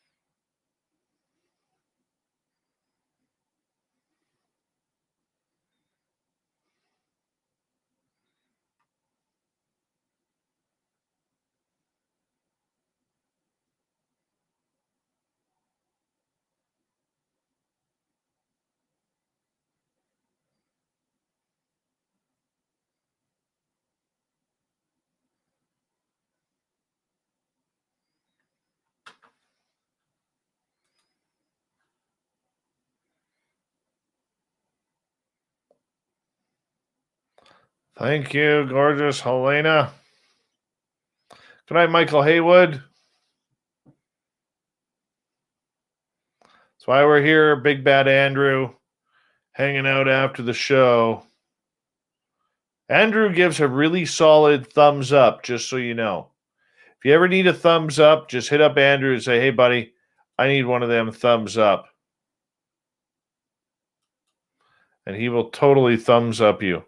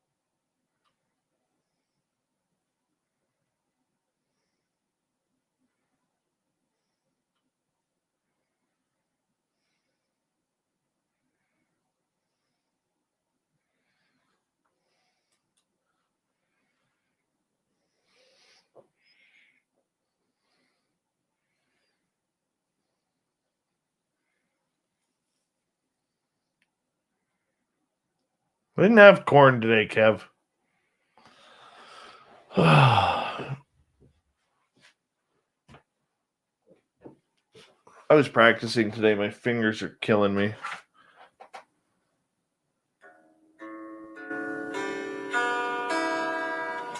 Sounds pretty good.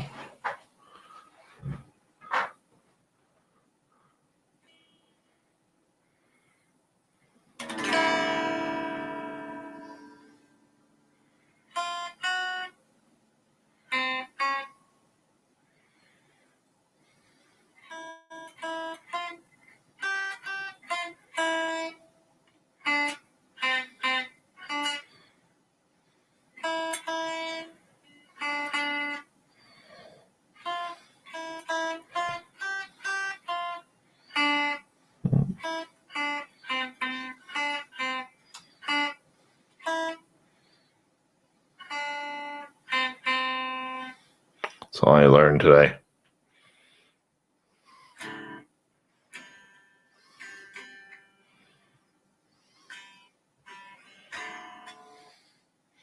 See how my power chords work on this guitar.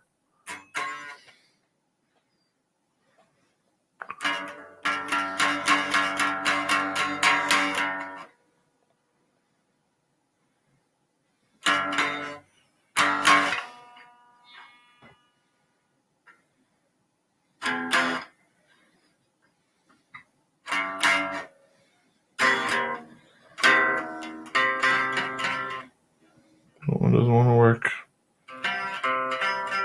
These strings are so high.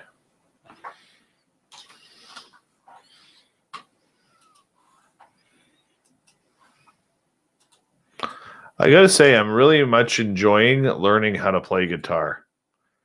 It's actually, I'm finding it really rewarding.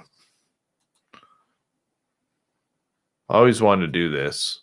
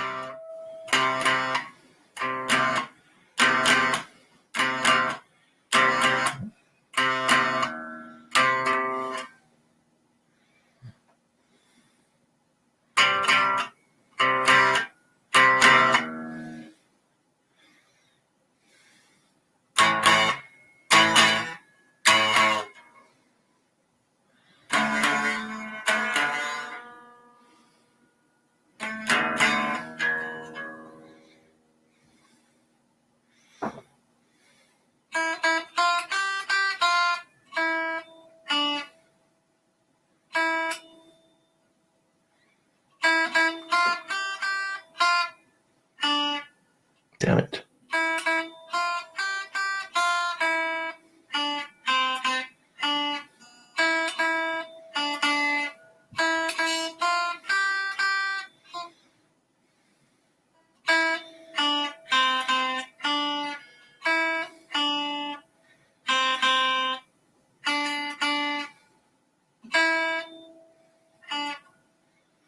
I gotta think how this goes.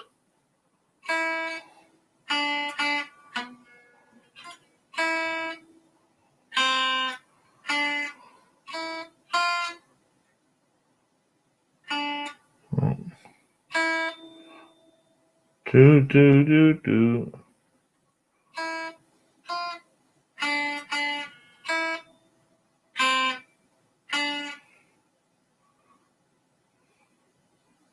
I don't know the next part.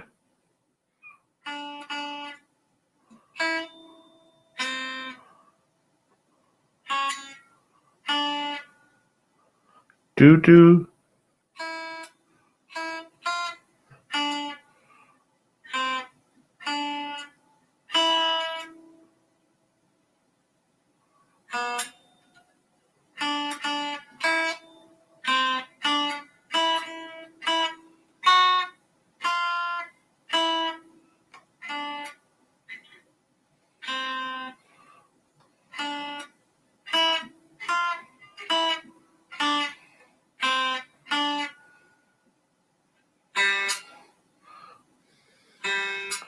Holy shit, I figured it out.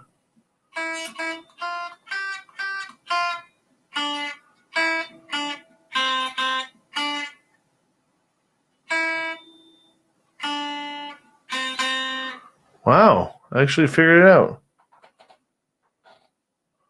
Hi, Cosmic Floor.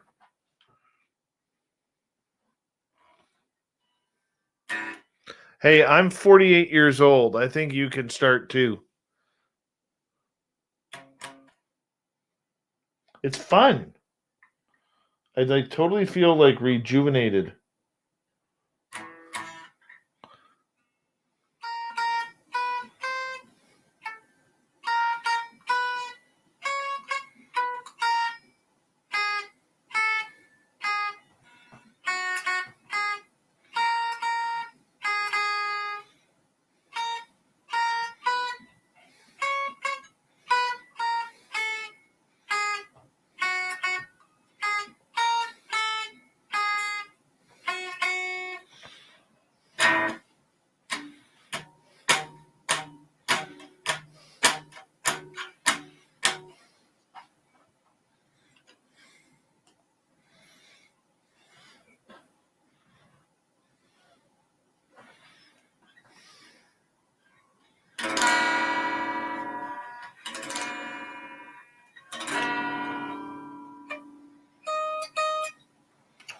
E, F, G, which makes that B, D, or C, D.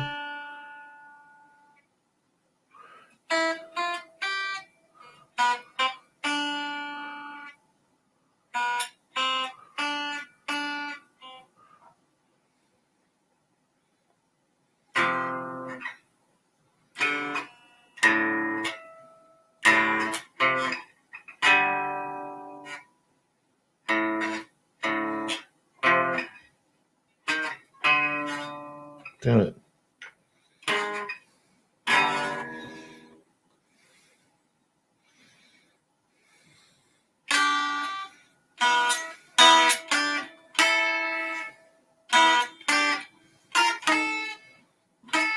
I'm not good on the upper strings yet.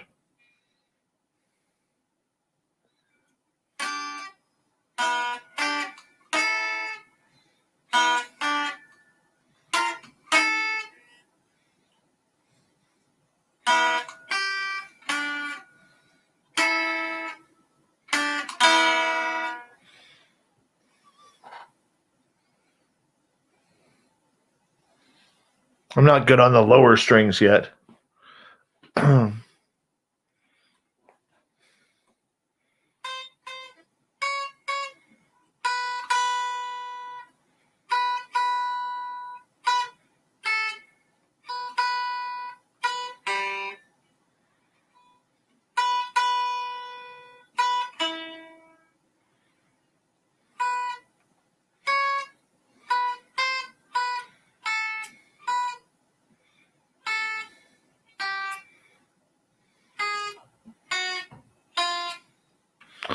Yeah.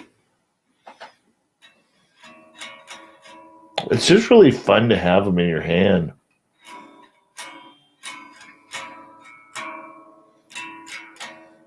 Like, I didn't even really know how to hold a pick, right? Hey, Malou.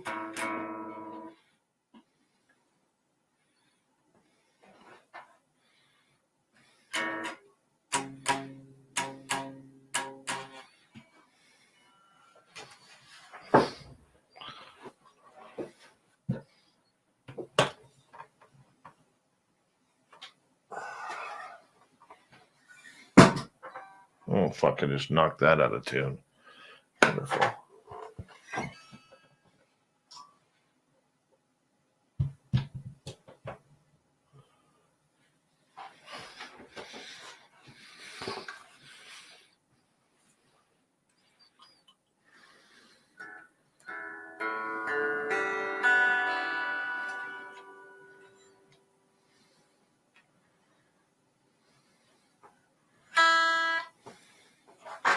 This one is so much lighter.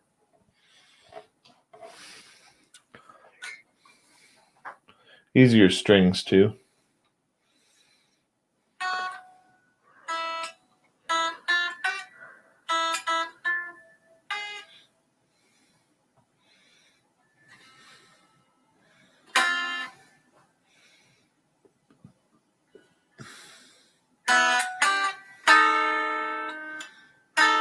Oh, that sounds terrible.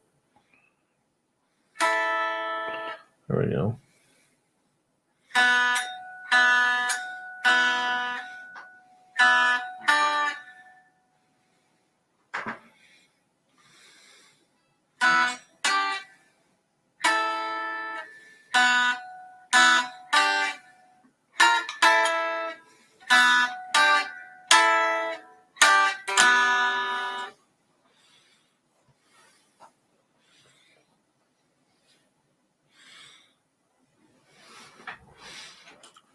Is that done yet? It is done. Son of a gun. Look at that. KZX. Shared folder. That is done. All right, guys. Hey, Chill Farm. How you doing, man? Skip to Malou. How are you?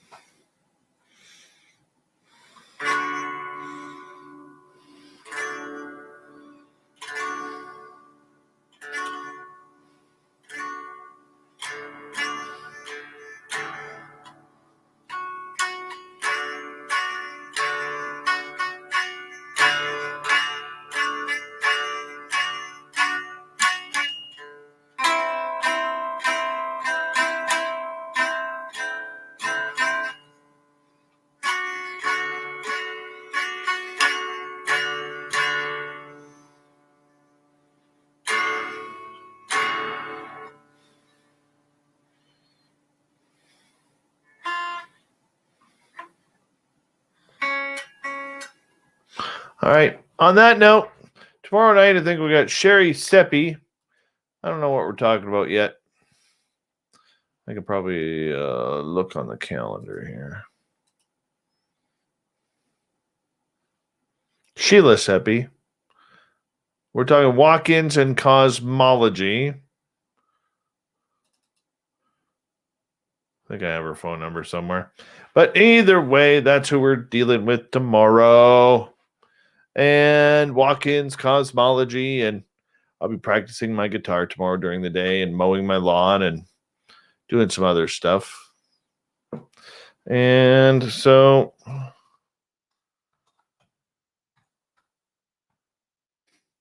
it's going to be great to have her on tomorrow. And I'm going to bed. I'm really tired. So much love to all of you. Tomorrow night, 9 p.m. Pacific, midnight Eastern Time, spaceoutradio.com. All right. Well, since we're done with Science Bob, we'll switch back to that one. And what's the default? Oh, I don't like that one. What's a block? I like the bubble. I think we should change colors here. Hold on. Oh, maybe it doesn't let me do it while I'm on air. Oh, no. Yeah, it does.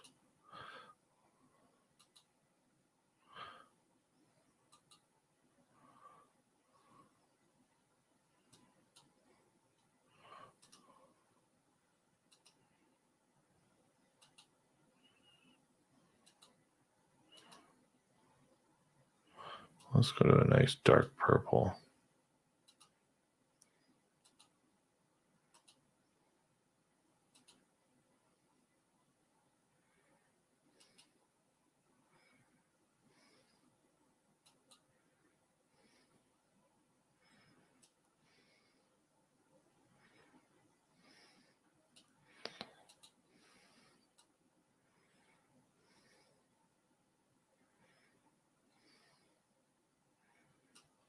All right, let's try that one. See how that goes.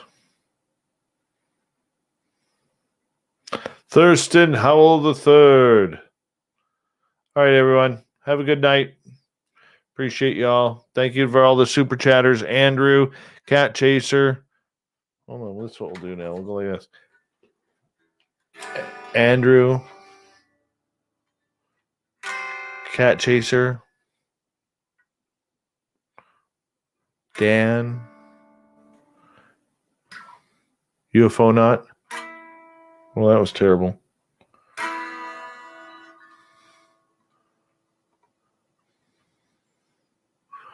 Aussie Steve, Jeremy, Horror Realm, Jenny, Science Bob,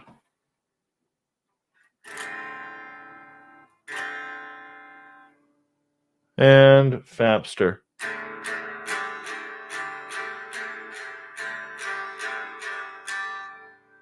See you tomorrow night, guys.